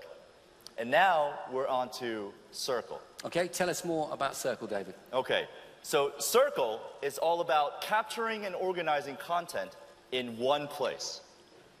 Okay, I'm getting that. And it's like a scrapbook, and that's actually what we call it. So when I find content I want to save, it's as easy as drawing a circle. And let me show you how easy it is. I'm going to launch my browser to a page of some tech that I'm interested in, okay? Now I go to something that I want to save for later, and what I do is I bring up Air Command, and I click on Scrapbook. And all I do is I just draw a circle around the content that I want. And from here, I get to then put it in a category, one that exists, or I can just create my own. And the layout, I can select what type of layout it'll be in. I'm going to put it in a category called tech. And there we go. It's saved in my scrapbook. And let me just show you what it looks like in the scrapbook. Go to the category I made, and there it is, organized really neatly. And just to top it off, let me go to a category that's filled with content. Yeah. And you can just see that there's images, web pages, easy clip content, even video that you can put in your scrapbook. Okay, so immediately I noticed Samsung Germany. What's that? An audio dock of Well, some sort. let's go inside. Yeah. And what you're going to see is the content that I captured. Yeah. But what's interesting, Jason, is that I can go back to the source that I found it from just by clicking this link button up here. And there it is. Yeah. There's the source. Okay, and basically you're selecting all kinds of assets with nothing more difficult than a simple circle. That's the idea. Absolutely. So it collects whatever you want and organizes it so you can easily find it and view it, again, all in one place. Yeah, that's interesting you say it, because all this personal content, I don't know about you guys, but I'm just accruing huge amounts of stuff that I'm saving now, you know, images and websites and videos and all that kind of stuff. And sometimes that personal content becomes confusing to find. That's correct. And so that's why there's S-Finder. So S-Finder, Jason, it allows you to search for content on your device regardless of the type. And all you have to do is put in some keywords. Okay. Your search results can include memos, photos, videos, musics, events, chats, and even in the help section. And it's all going to be in one place. You can also search for handwritten content, including symbols, in your notes and memos. So you're going to use symbols to search? Absolutely, yeah. Anything that you draw with If I draw a star on something, I can search for that star. Cool, okay. I think I know what the answer is going to be, but any other features that you want to show us, David? There are. So, let me tell you about the new S-Note. And to help you, let's go into it. So, the new S-Note, it's an upgrade to Samsung's renowned note-taking feature. Its interface is even more intuitive with its collection of notebooks that I have here. And it's simpler to organize. I just drag down to see pages. And it makes it much easier to write and edit by moving objects and layers freely within a note. And what about the notes that you make within S-Note? Can you share those between devices? Yes, of Sync course. them up? That's correct. So the content syncs to your PC, tablet, or other phone. Okay. And its integration is seamless and elegant with certain applications like Evernote. So whatever you save with S-Note goes right to the Evernote cloud, and you get access to Evernote's premium service for up to 12 months. Okay, so we started with a dot. We've got the circle covered. What about the box? Well, the box is our new way of multitasking on a large screen. But to introduce this new way, let me show you how the core elements of multitasking have improved on the Note 3. Your daily routine is about to become a delight. You can do two things at once, even two of the same kind. Just drag it and drop it in the chat box. Or draw a window to call up key apps. That's the true definition of a smart, large screen. Okay. So, the Note 3 has a 5.7-inch Full HD Super AMOLED screen.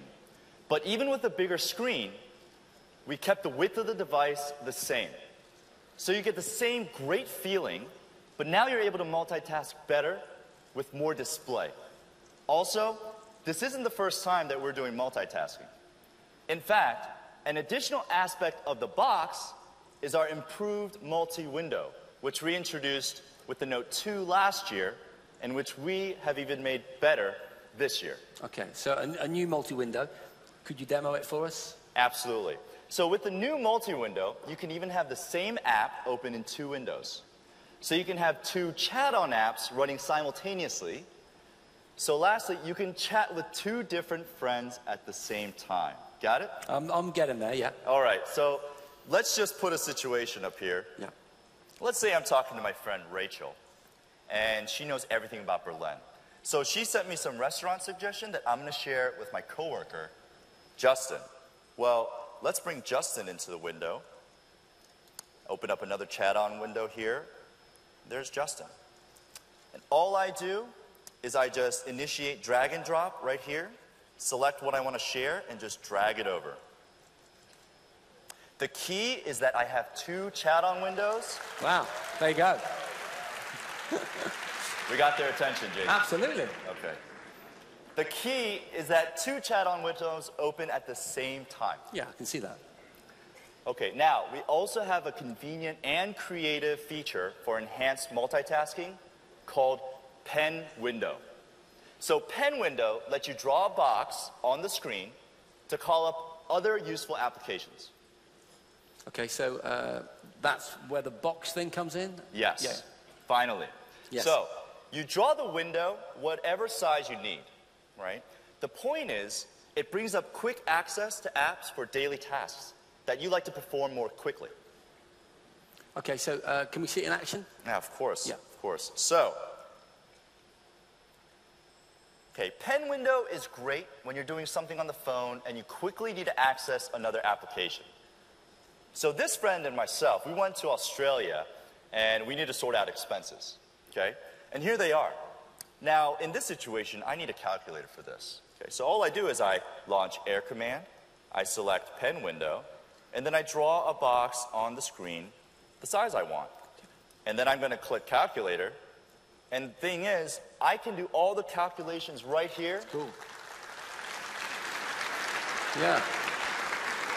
That's working. Absolutely. And there's so many other use cases for this. But here I can do the calculation, send the total, and I did not have to switch apps. Yeah, the idea is you draw a box that is a size for whatever application you want to use, but you can still see the other one in the same frame. Yes, yeah. Whatever size you want. So Jason, in summary, with the Note 3, it's dot, circle, and box. Okay. It's simple and clear, and it's all you need to remember to understand what the Note 3 can do for you. Okay, yeah, I think we all understand that. Anything else that you think you should mention? Of course there is. So, the Note 3 has My Magazine, which is a new feature that collects all the stuff you want to follow and presents it in a stylish magazine format, like news and social feeds provided by Samsung and partner apps. Plus, we've integrated the location-based service Here and Now, so you can get information about what's going on around you. So this service rolls out first in the US and then around the world. Another feature that really takes advantage of this great screen is multi-vision. So Jason, remember the group play feature that we developed for the Galaxy S4? Yeah, the basketball team, each with an S4. I think it was 5 guys, was it? 4 or 5 guys? Mm-hmm. And you could join the audio output of these 4 S4s or 5 S4s into a surround sound. Is that what you mean? That's correct. Yeah. So, well, that was cool. And that was snazzy. I mean, you need a lot of S4s, okay? You need a basketball team, basically. Yeah. But yeah, I get the idea. Well, then you're going to like this too, okay? Because multi-vision is just like that, but now instead of just sound, you can put together 2 or more Note 3s next to each other and create an even larger screen to watch videos. Okay, we want to see that. Definitely want to see that. Sure. So head over to the Experience Zone after the show, and you can check it out. So, Jason, now it's time to talk about smart freedom. Yeah. And this concept grows out of 2 phenomena. The first is smartphones. They're getting smarter and smarter. And the second is freedom and mobility. People have these great devices for connecting to the world and making their lives easier and more productive. They want to use their smart device with more freedom. And Samsung has made it happen. And I'll be back in a few minutes to tell you more. All right, thank you very much. David, ladies and gentlemen. Great job. Good demo. Okay, ladies and gentlemen, we've got a real treat for you right now, as I have the pleasure to introduce the man responsible for this whole smart freedom concept, the head of the think tank team for Samsung Research America and a true visionary. Please give a warm welcome to Pranav Mistry.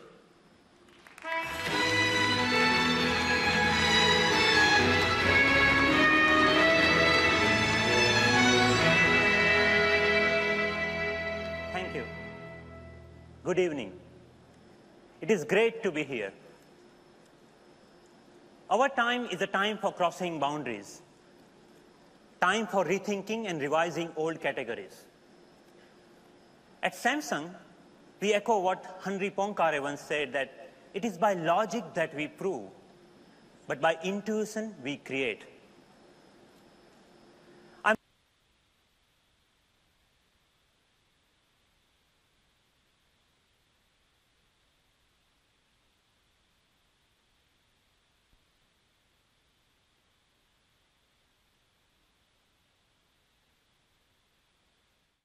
Researchers and designers at Samsung are working on some really exciting things. Today, I'm here to talk about one of these explorations, wearables. I think the future of our digital world is giving a new face, a new form to our existing digital devices. It is the creation of new experiences and new ways of interacting with real and digital. This is an exciting day for all of us at Samsung. We have created something incredible that I want to show you today. Ladies and gentlemen, I present to you Samsung Galaxy Gear.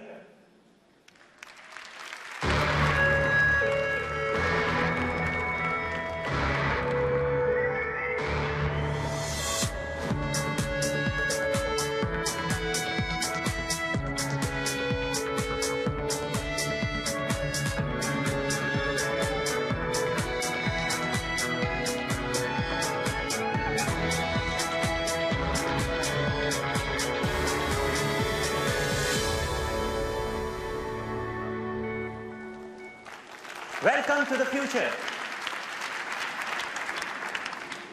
There is a lot to talk about Samsung Gear. And let me start with its design.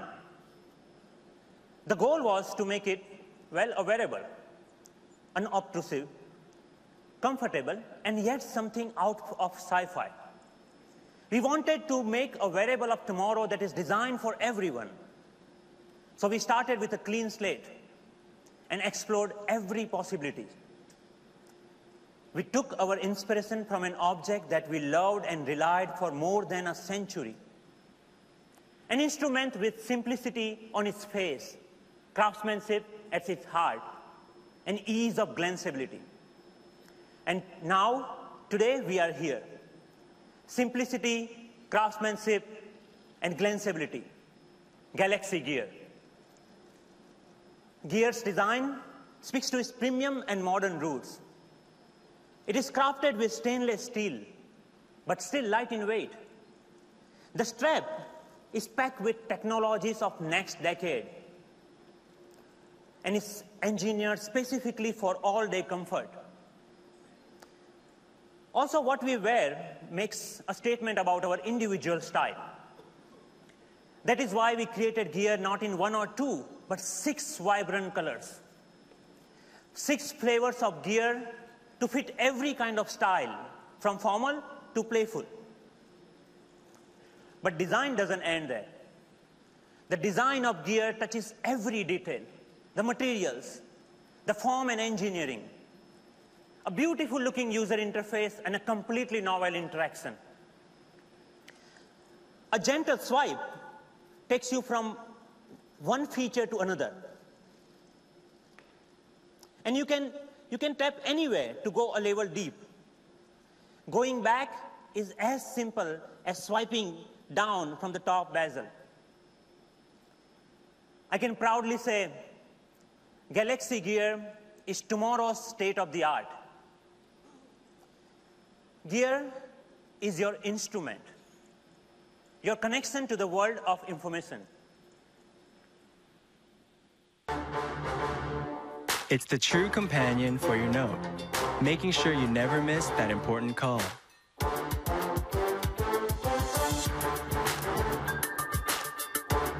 It gives you the news you've been waiting for faster.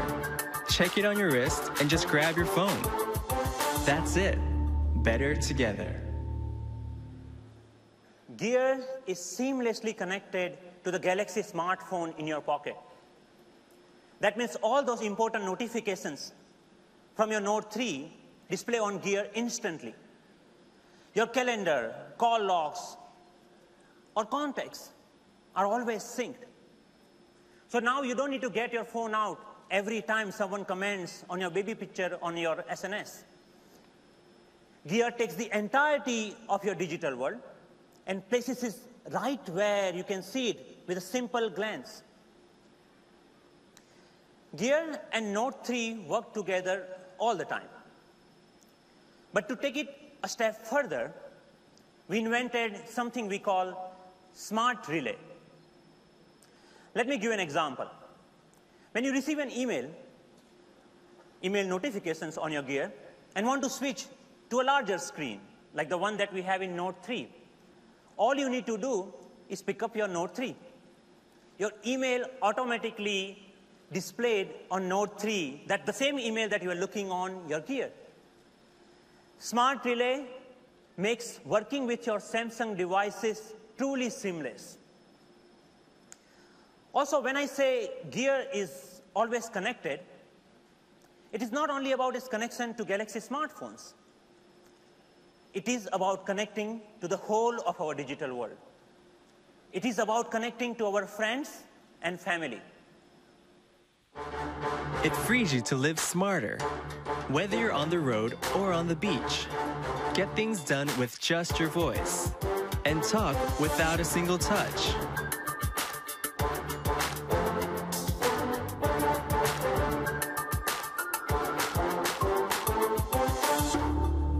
Connect seamlessly. Now here is a really interesting feature of Gear. With Gear, you can not only receive those call alerts, but you can answer your phone calls and messages in a completely new way. When I receive a phone call, all I have to do is raise my hand to my ear, and I'm ready to talk. Yes, that simple, that natural. We have uniquely positioned the speakers and microphones so that you can talk as you would talk on a regular phone. These are some great engineering innovations. Now we don't have to talk to the air like we do with those Bluetooth headsets, and we definitely don't need to get our phone out from the pocket. Also, many times when our hands are busy, when we are working, you can still keep talking and still your hands are busy with the work. It is such a natural gesture.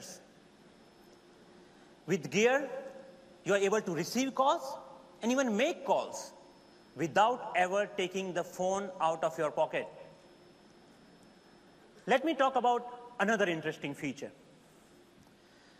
To top up the voice capabilities of Gear, we added S-Voice. So now you can simply use voice commands to call your friends, send them text messages, or set an alarm, or simply ask your Gear, is it going to rain tonight? Now that brings me to the most revolutionary feature of Gear. A feature that changes the way we interact, the way we express, and the way we capture. Don't let great moments slip away. Just point your wrist and shoot. And that's just the beginning.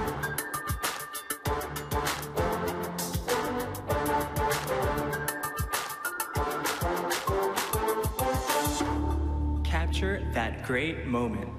Memographer. Memographer is amazing. A camera, and it is an outward-facing camera that lets you quickly snap visual memos and capture that precious moments. And it is just one quick swipe away. Just one quick swipe down, and you will never miss that beautiful shot. We completely rethought where we put an imaging sensor on Gear. Even a simple point-and-shoot camera requires multiple steps before you take a picture. You take it out from the pocket, turn it on, and then click. The moment is gone. With Gear, we are changing everything. Just one quick swipe down and click. I just took a picture.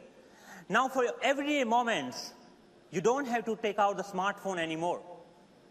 And because sharing is built in, so I can take a picture and send to my friends in seconds. There is more. Gear's camera goes beyond just capturing. Gear translates that foreign language sign for you when you are traveling. And it finds more information about the product that you are looking at. This is the beginning of a new world of augmented reality. New ways of learning and new possibilities to interact with the real world around us. And this is just a start. We want the possibilities of what you can do with your gear to be endless. We know you have your own preferences of where and how you want to share those pictures. And you just love your Galaxy apps on your smartphones. Yes, Gear can run its own apps.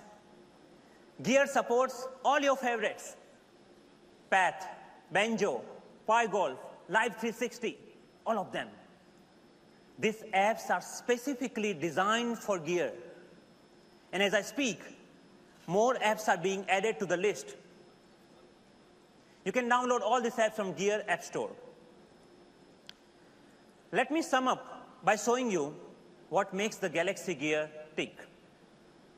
Of course, the most visible is that beautiful 1.63-inch, 320 by 320 pixel Super AMOLED display.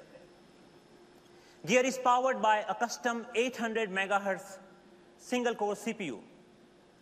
We also added gyroscope and accelerometer, so Gear can respond to your gestures and movements.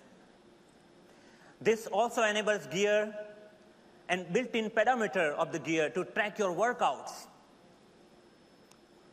And I'm sure, because you will want your Gear to be with you all the time, we designed it to last more than a day on a single charge.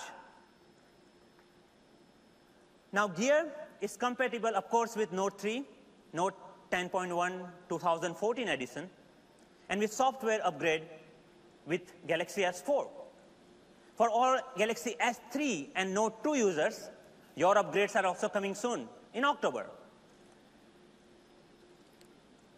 With Gear, we have opened a new chapter, a new direction to an exciting world of possibilities. With Gear, today Samsung reinvents a centuries-old object. I can proudly say, Galaxy Gear is a design statement, an engineering marvel, and something that redefines tomorrow. Once again, welcome to the future. Thank you. Fantastic. Well done. Plan out, ladies and gentlemen. Look at that. There it is. It is rather gorgeous, don't you think? Absolutely, yeah. Okay, so the good news is you'll have the opportunity to get your hands, or should that be wrists, on Gear shortly in the experience zone. But meantime, we've just got to go back to the Note 3, as David is going to just talk us through the numbers. Okay, so the main camera is a 13 megapixel, and the front-facing is 1.9.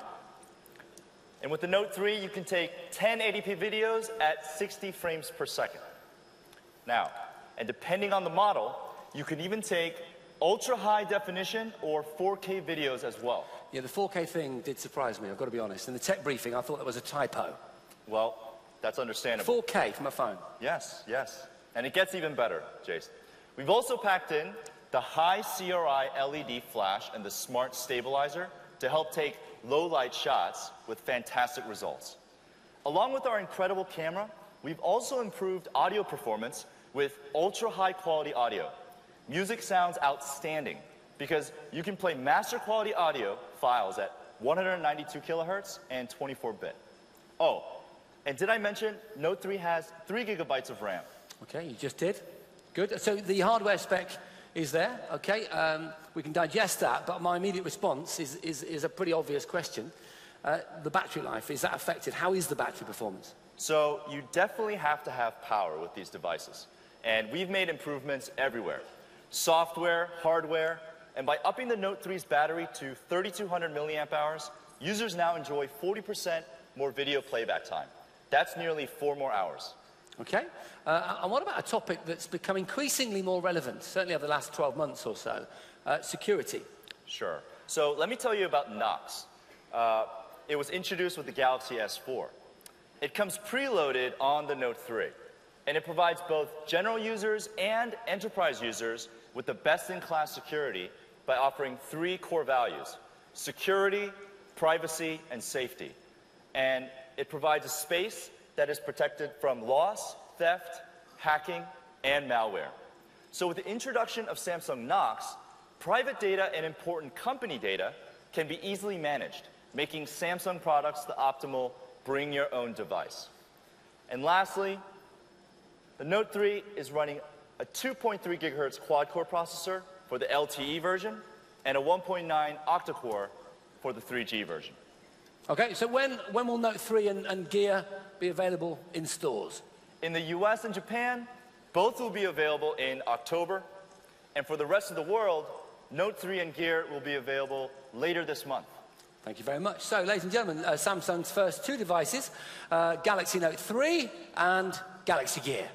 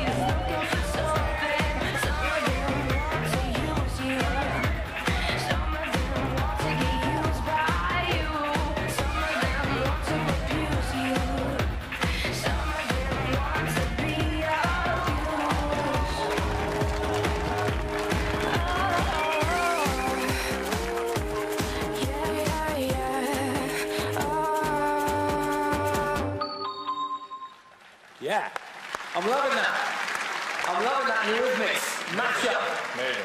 Yeah. So Jason, that was the world premiere of our official TV commercial for the Galaxy Note 3. Cool. And right now, Jason, I think it's time to reveal our final device of the evening, the Galaxy Note 10.1 2014 edition.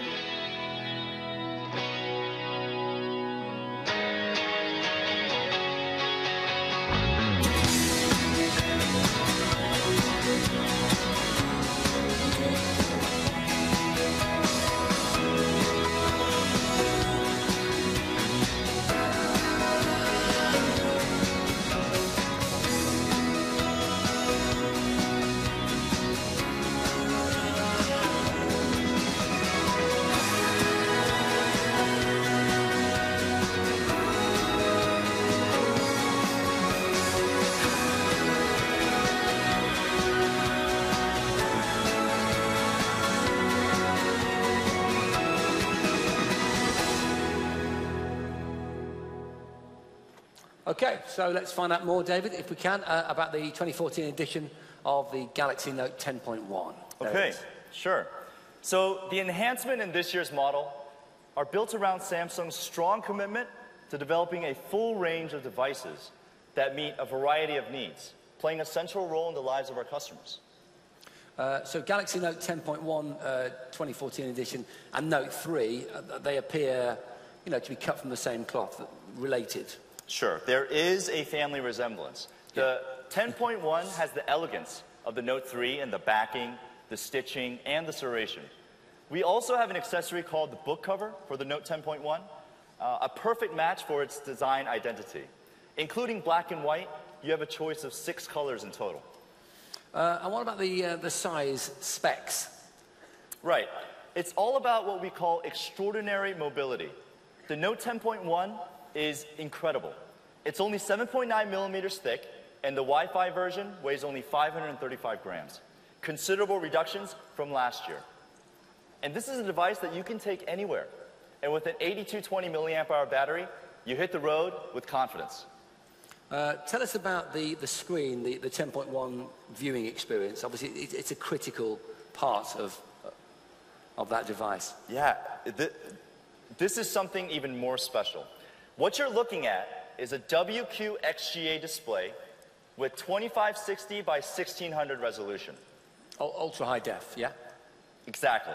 And with the 10.1-inch screen, the My Magazine feature gives an even richer magazine-like experience. Also, for the first time, we're introducing Samsung Hub for tablets in this stylish magazine format. And does multitasking work on that platform? It works especially well. You have all of this display real estate to work with, both in terms of size and resolution. The new multi-window feature works just as we described with the Note 3, and with this awesome display, it works even better. And how have you integrated S Pen? So we talked about Air Command on the Note 3. Yeah. Well, it works the same way on the 10.1. All the same productivity tools, including the new S Note. And I also want to mention briefly that you get some new apps that have been designed to work really well with the new S Pen. Bloomberg Business Week Plus is one of them. The redesigned Twitter app is another. It lets you use the S Pen for writing all your input very fast. Plus, we have a special edition of Sketchbook Pro for Galaxy. Okay, cool. So let's talk hardware specs. Give us the spec lowdown. Okay, I got them. Yeah. So it's 10.1-inch screen. It's running on a 2.3 gigahertz quad-core processor for the LTE version, and 1.9 octa-core for the 3G version. Okay. And like the Note 3, it also has the first in category 3 gigabytes of RAM, and it makes it a multitasker's dream. It's got an 8-megapixel camera on the rear, a 2-megapixel on the front, and it runs on Android's most recent version of Jelly Bean 4.3. Okay, so that's the hardware spec. Okay, that's a very important part of the picture. But also extras, what comes with it?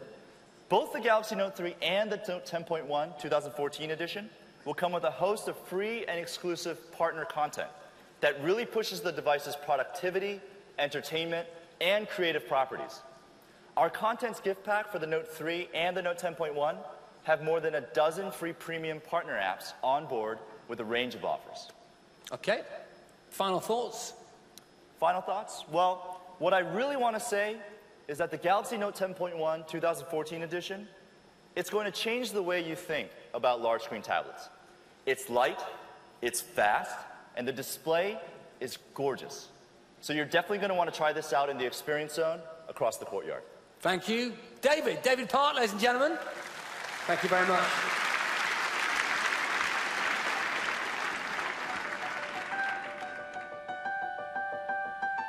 It's definitely very important to dream and to be able to have a goal and to kind of want to push yourself to kind of achieve those dreams. You have to work very hard and put in a lot of effort, and you have to grab hold of it and just not let go. I think that's passion, isn't it? Siempre digo lo mismo, ¿no? Que luchen por lo que uno quiere, por sus sueños. Creo que con esfuerzo, con sacrificio, uno puede lograr lo que uno quiere. Dreams are the most important things in life. They've got me where I am today. Do the things you want to do. Go where you want to go. Live a life of passion. Design the life you want. Now is the time to begin. Take note. It's easier. It's more fun. It's more surprising. But we can be sharing our creative concepts in real time. Me han hecho ser quien soy. I write my own story. It's something that definitely makes life that much more colorful. Design your life. Design your life. Design your life. Diseña tu vida.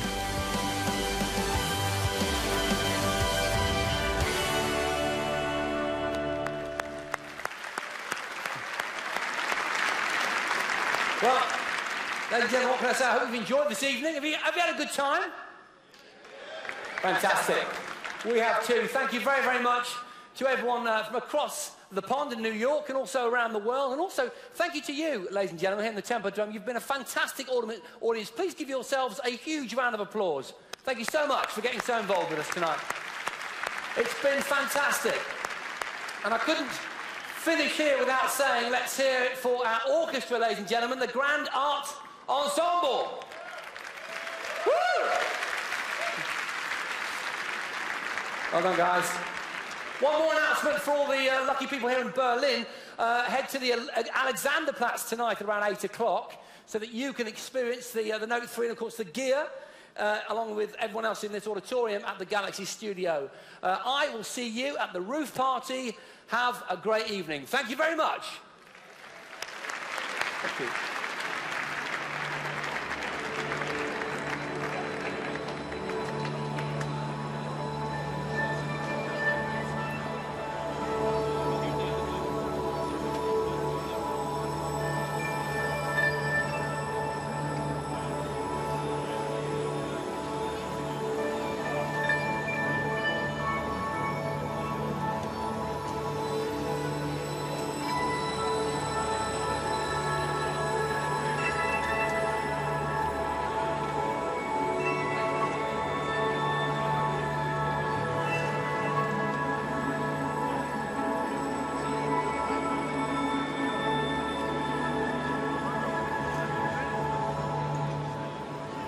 All right, guys, that wraps up Samsung's Unpacked 2 show. I think really a very fruitful show from Samsung side overall, which is a bunch of the things that we saw. Impressions kind of off the top? No, none. You don't have any at all? anything. You didn't like it? It's all... I thought it was really I thought it was really good for Samsung. There was a lot of videos, a lot of creepy commercials. Well, actually, just one really creepy a lot of commercial. well-made videos, really. Yeah, I mean, I thought the staging of the whole thing was pretty well. Yeah, put. it was probably one of Samsung's best keynotes we've seen in a while. I thought honestly. the Note 3 looks really cool. I like the faux leathery back thing on it, but I do feel like we were seeing a lot of complexity in terms of the interface design and what they were really trying to show you as improvements. But to me, just even as a tech guy, made my brain hurt a little bit. It's a tough product because I think that, I mean, even with the Note 2, it's a product that has a super high learning curve, and for people that want to dive into it and learn how to use it that way, they're gonna love it. But when they're showing the demos and they're like, it's easy, but it takes 5 steps, it's honestly not that easy. I just feel like that's a product that Samsung wants to sell as like the smartphone, super smartphone for advanced users and artists and chefs and whatever the cast of characters they populate those like ads with. But I feel like the most times, more often than not, when I see it, I feel like the people buying are people just want a really big screen on a smartphone and not necessarily are signing up to do all those extra features. But I could be misreading it. I mean, I'm there with you, but I think the fact is that the Note 3 or the Note line is the best phablet on the market. So for them to keep on pushing it, it's only going to help them. Not that market is growing per se, but that user base, that kind of locked-in percentage of people that like a device like that, they don't want to lose them to anyone else. Like LG has their Intuition line, that's pretty good, but not on the same kind of advanced level as the Note line. So, I think if you're a Note user, you'd be super happy with what you saw here. Yeah. I don't know. I'm excited about the tablet just because I'm a tablet guy. I mean, that's kind of comes with the territory.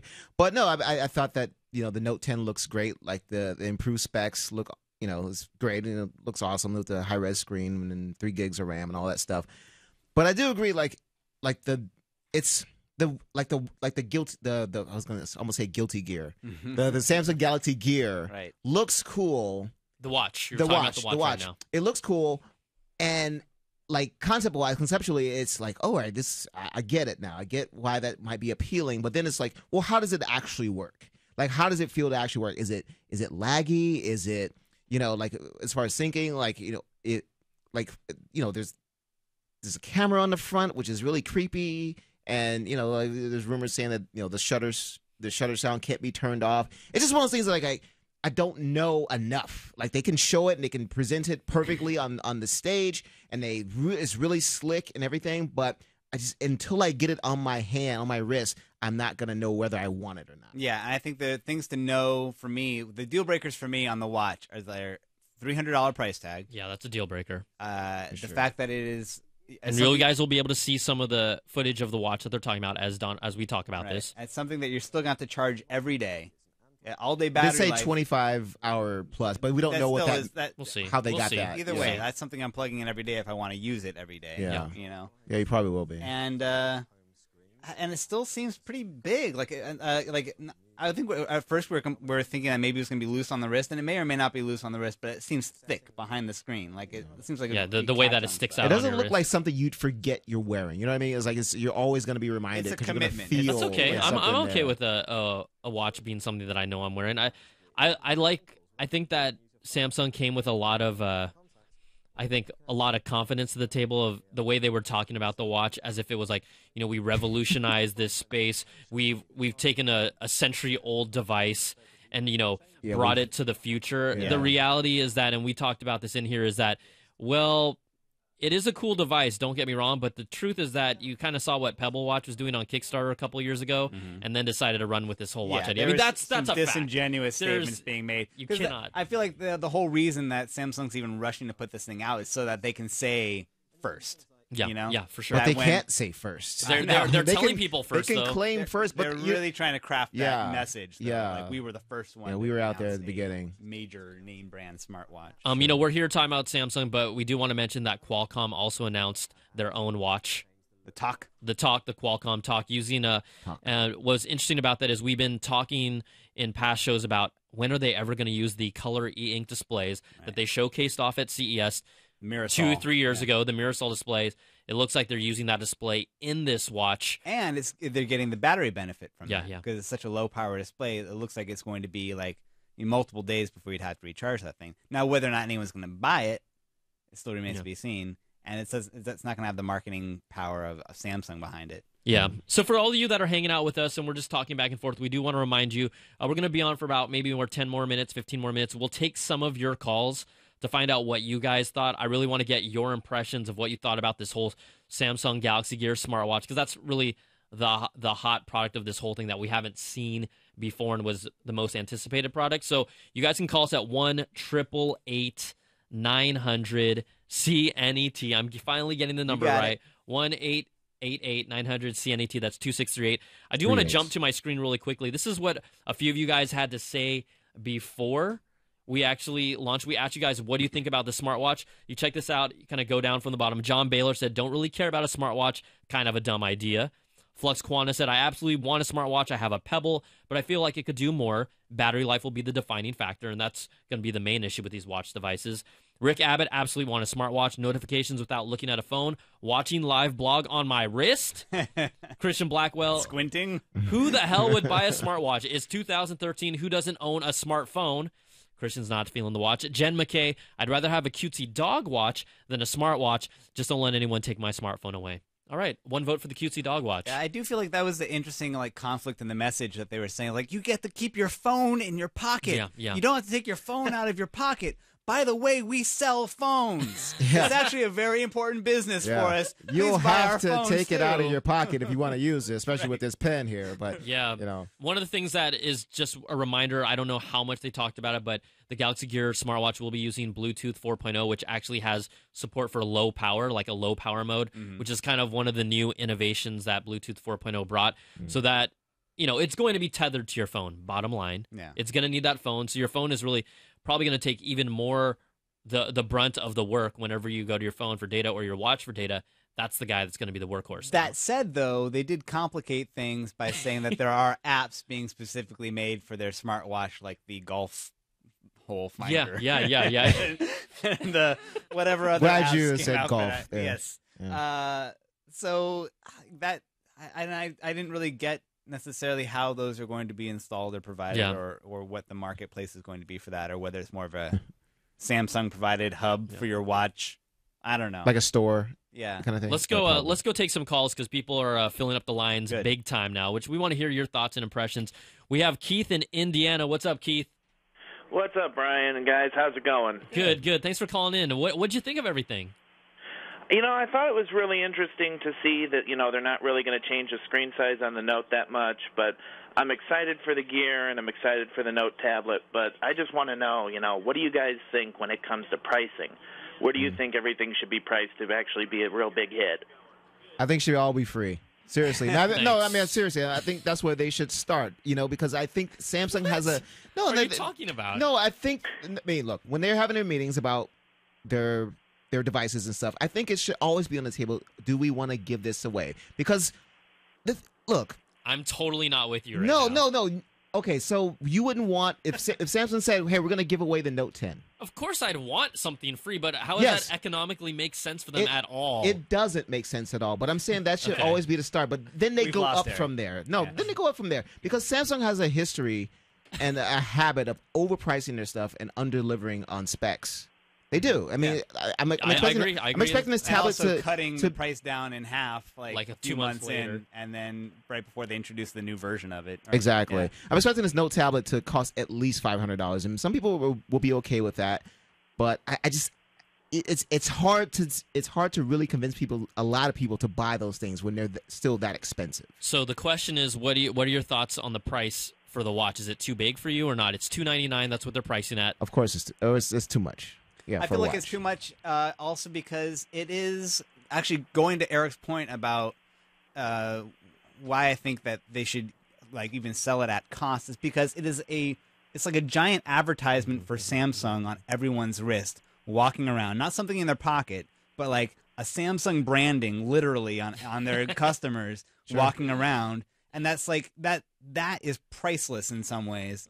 That where if you're going to be selling, and also at the end of the day, it's a phone accessory. It's like a Bluetooth headset, your phone. And so it being $300, it being no matter what color you pick, like a total call out to Samsung, the same way a Google Glass is for Google. I think that it just seems should be half as much. Another thing, I mean, it feels like another way to take advantage of those early adopters who can't control themselves. And I know this is their choice of getting in there. It's like, hey, we're gonna charge you $300 for this thing that probably doesn't do that much, and we already have plans for a better version down the line. I mean, that's the way tech. It's always going to be that way. Tech goes, but charging $300 for a watch that, like you said, is really just an accessory to your phone. I will also is say too much. I also say, just looking at the amount of smartwatch announcements today and what we're going to have in this month, and probably throughout all the way up to the holidays, I would not recommend anyone pick up a smartwatch or pre-order one until they at least another month or two. Yeah, how about another year or two? Price wise, $300. I'm thinking maybe more like a $199, $249 out of the gates for these products. But you know what? Someone's gonna buy this if they want Apple products. If they sold it for $300, those loyalists who are gonna buy it, whether it was $300 or $200, are still going to buy it. So, price wise, I think $300 for me for a Samsung smartwatch that only right now is going to sync with Samsung devices. I mean, that's not a device for me, but I think it's more important for the Samsung users that are out there. Is that price point too high, or what would you like to see it at? I think that's more relevant, because for me to say, yeah, it's too much, well, guess what? I'm not even in the market to buy one. I also just have to say, with that kind of the flips, like the two sides of that coin of Samsung and Apple, is like, Samsung has yet to prove that they can sell something on as a style purchase. A lifestyle kind of like. Yeah, I feel like people will buy even the crappiest iPod Shuffle just to show it off, because they really do have that power as like a fashion brand.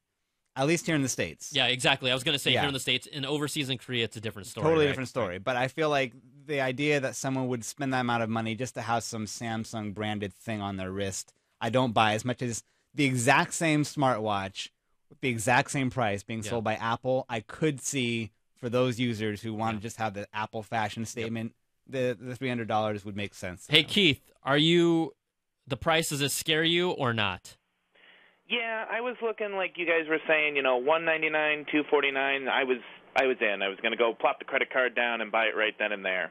So, $300. I'm going to hold off. I've got other things I can buy that seem a little better. So, and I mean, even something like the Pebble Watch, which we haven't really talked about much, I think it's around $99 or $119, somewhere in that wheelhouse. Works on both iOS and Android devices. Yeah. And gives you notifications when you get messages and phone calls. Yes, sounds like a more useful it's device. It's not a Samsung device that's married to it. I think we're just going to have to see as time goes on, how is it really worth that much? No. Right? Is it really worth that much? The Samsung design is a lot more classier using metal materials. Pebble really has that old school throwback, like plastic Casio-ish type design. I mean, we even have one right here. It's right over there in front of you. It's over there. Your iPad. I can't even feel it right now.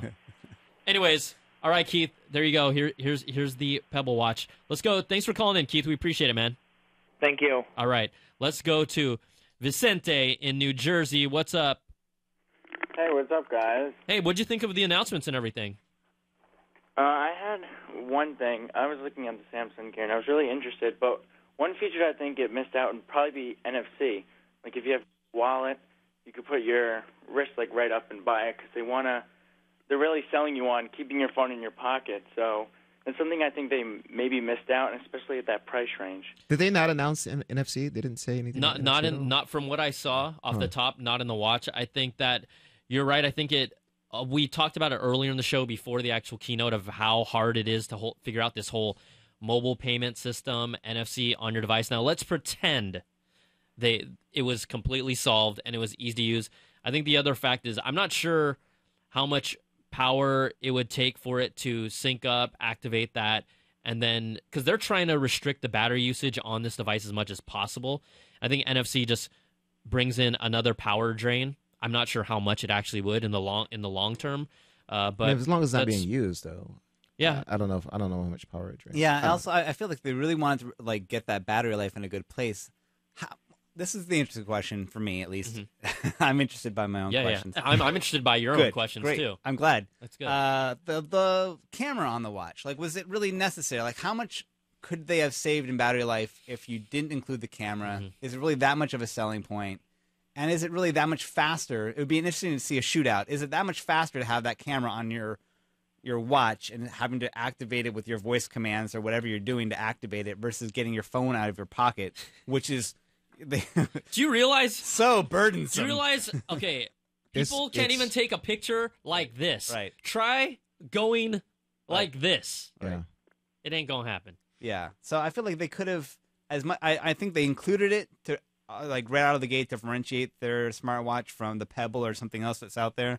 But I also think it was a needless thing that's probably going to hurt them on battery life to include. Yeah. I don't know. I think it's kind of a viable choice to put a camera on a watch, make it more convenient. Because that's one of the problems where one of the complaints about phones is I got to take it out of my purse from my pocket, and then I got to turn it on or whatever, get the camera app up, and then I missed a shot. So here you have it, right? Did they say what the megapixels were on it? I don't know. Honestly, I don't remember off the top of my head. I don't think they said anything. It's probably a crappy. I think we were too busy talking about how pervy that feature is. I was just gonna say, it's a little curious, where you have a camera on that wrist strap area where you can hold low. I'm just saying that it's got some ideas. What you're saying. Yeah. There's questions that have to be answered with the placement. Ladies, stay away from any men. I mean, that's another turn off.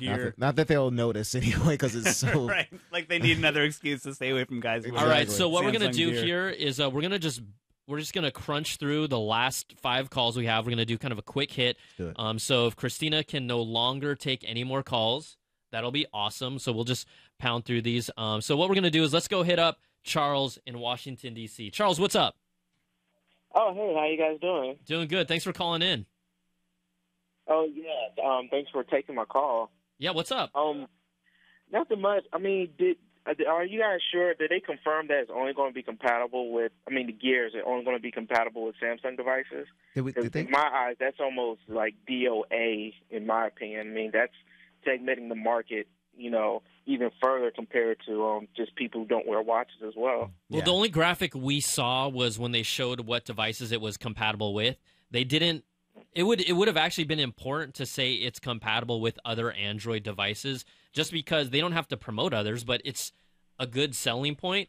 And the fact that the way that it syncs with some of the Samsung apps, my hunch right now leads me to believe that it might be only a Galaxy device thing right now. Yeah, the takeaway I got from both the graphic and also the articles I was reading during the presentation is that the compatibility is limited out of the gate with only the two Note devices we saw today, and then there's going to be a software update for the Note, for the S3, S4, and the Note 2.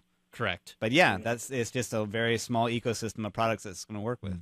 Yeah, so I mean that might be a game killer for you too. I'm not sure, but that's what we pulled from it, at least right now at this moment. If anyone knows any different and can tweet us at CNET Live or let us know, we'll correct that if that's the case. But that's what we pulled from so far. Here's what I want to see. Thanks, Charles.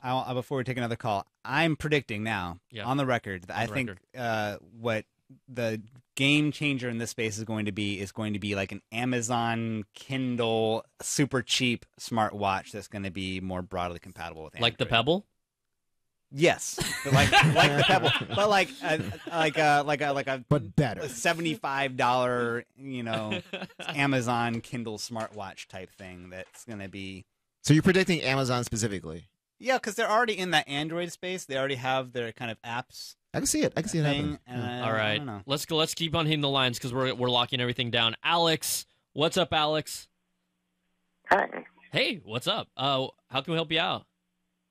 Okay, yeah, I was just kind of wondering what the more views are based off of like a diehard Apple fan looking at all the new Android things, because I am a diehard Apple fan, but I have considered looking at the Samsung Note 2 or 3, and my partner has the Note 2, but, I mean, what should an Apple person I think he's asking for forgiveness from Brian Tom. You know what? How many Hail Marys does he have to I think I know where you're coming from, right? Obviously, I do the Apple show, but the thing is, I love all kinds of tech, and the reality, and we talked about this in the pre-show, is that Apple hasn't been able to kind of wow us. They've done incremental upgrades, and we're seeing what everyone else is doing. And I got a second phone as my work phone, and I got an HTC One because I wanted a kick-butt Android phone because I felt like I'm missing what's in the Android side. And again, I love tech, and yeah, I have a whole bunch of Apple devices, but that doesn't. I'm not going to stay loyal to a brand if they haven't shown me something lately. That's all I'm saying, right? As a tech enthusiast, you just want the coolest stuff that appeals to you and how you're going to use it. So I think it's okay to like Samsung. It's okay to buy a Samsung device. You can use your Samsung device and have an Apple computer at the same time.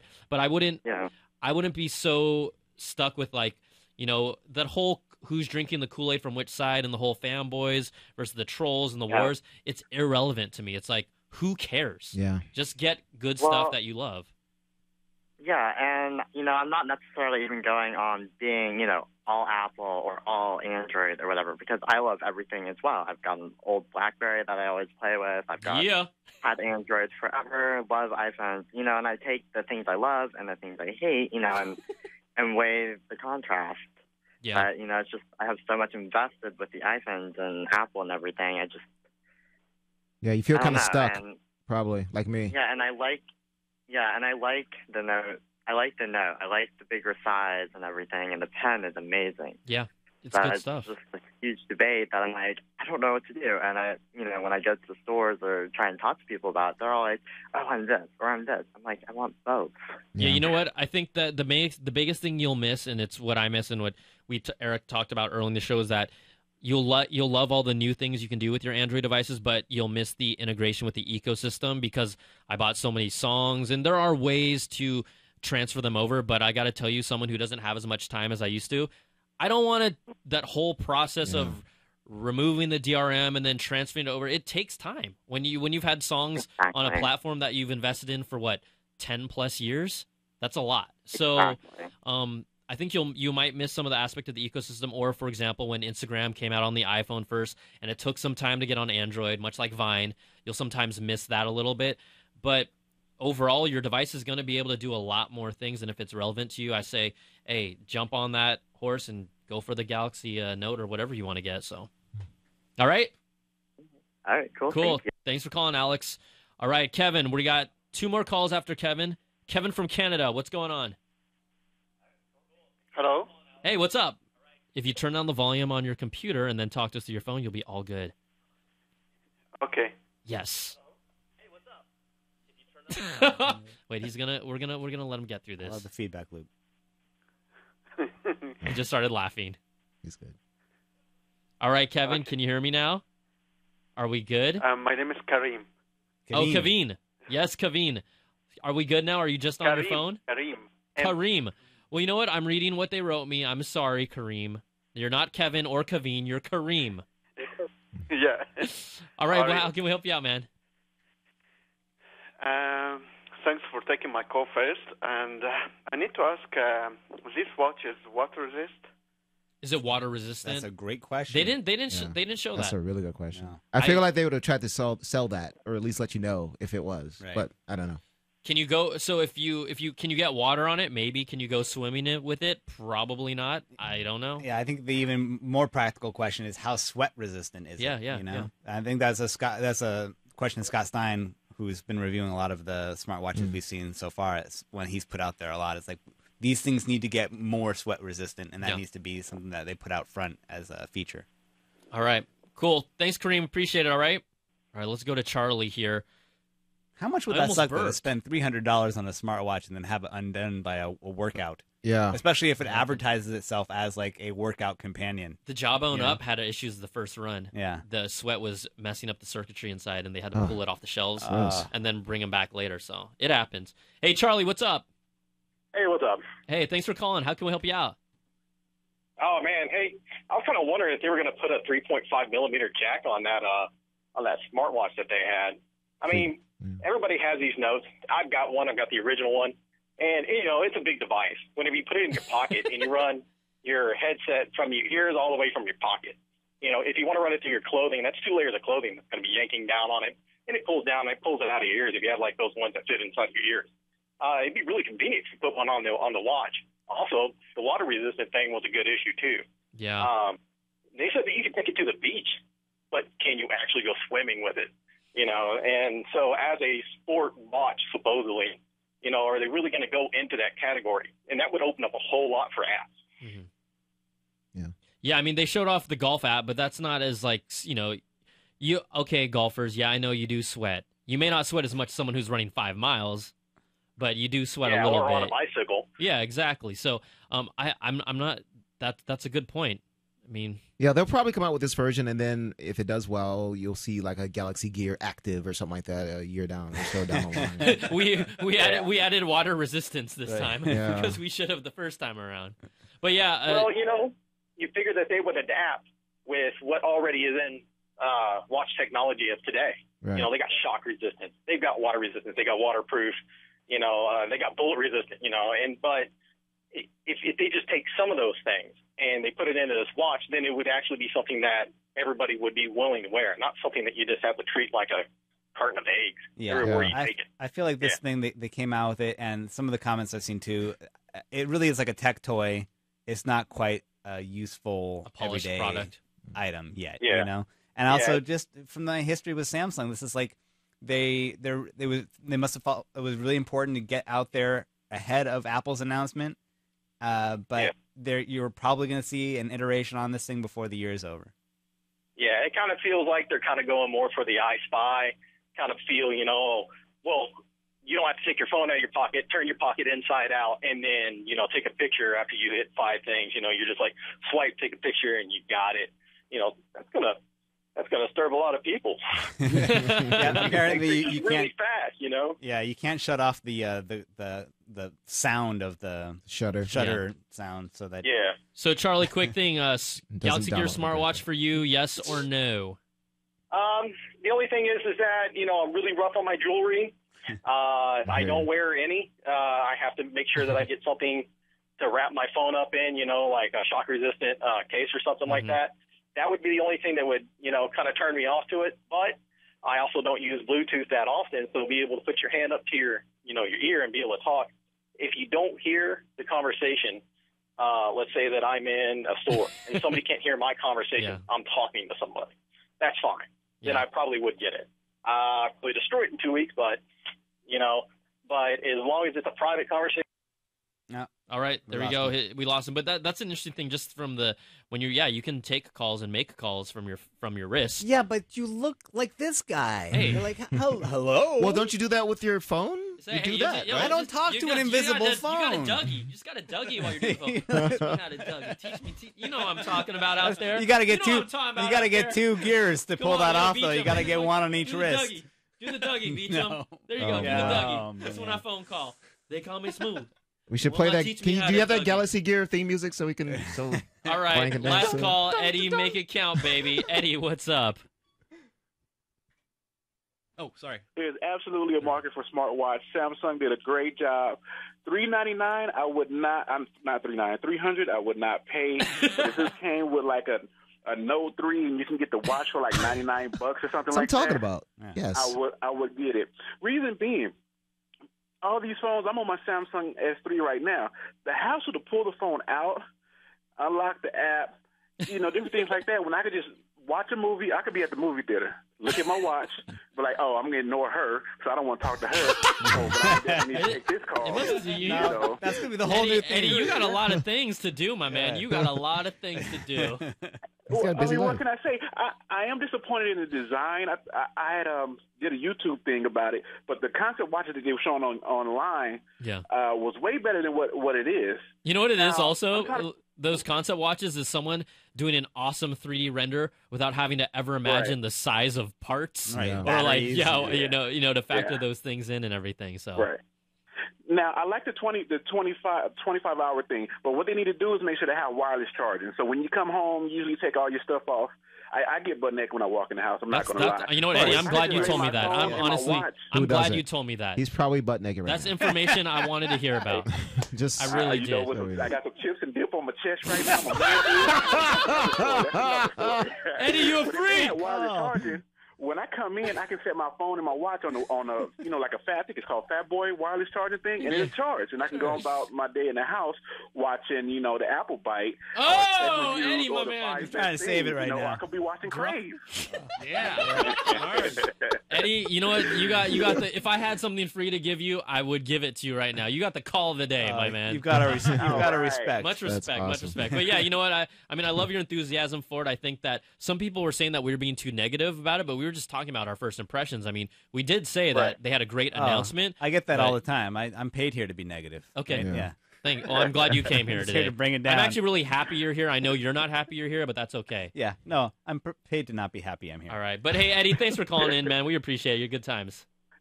No problem. You guys are awesome. Bye. All right. Cool. Take it easy. Good call. That was awesome. And Eddie has the right to get to the top of the line in any call, anytime moving forward. That's all I'm saying. Was he our first call too? He was. Our first Same and Eddie from he puts chips and dips on his chest while he's butt naked at home, watching us. I mean, there's no other sweeter image to leave. While he watches the Apple Bite.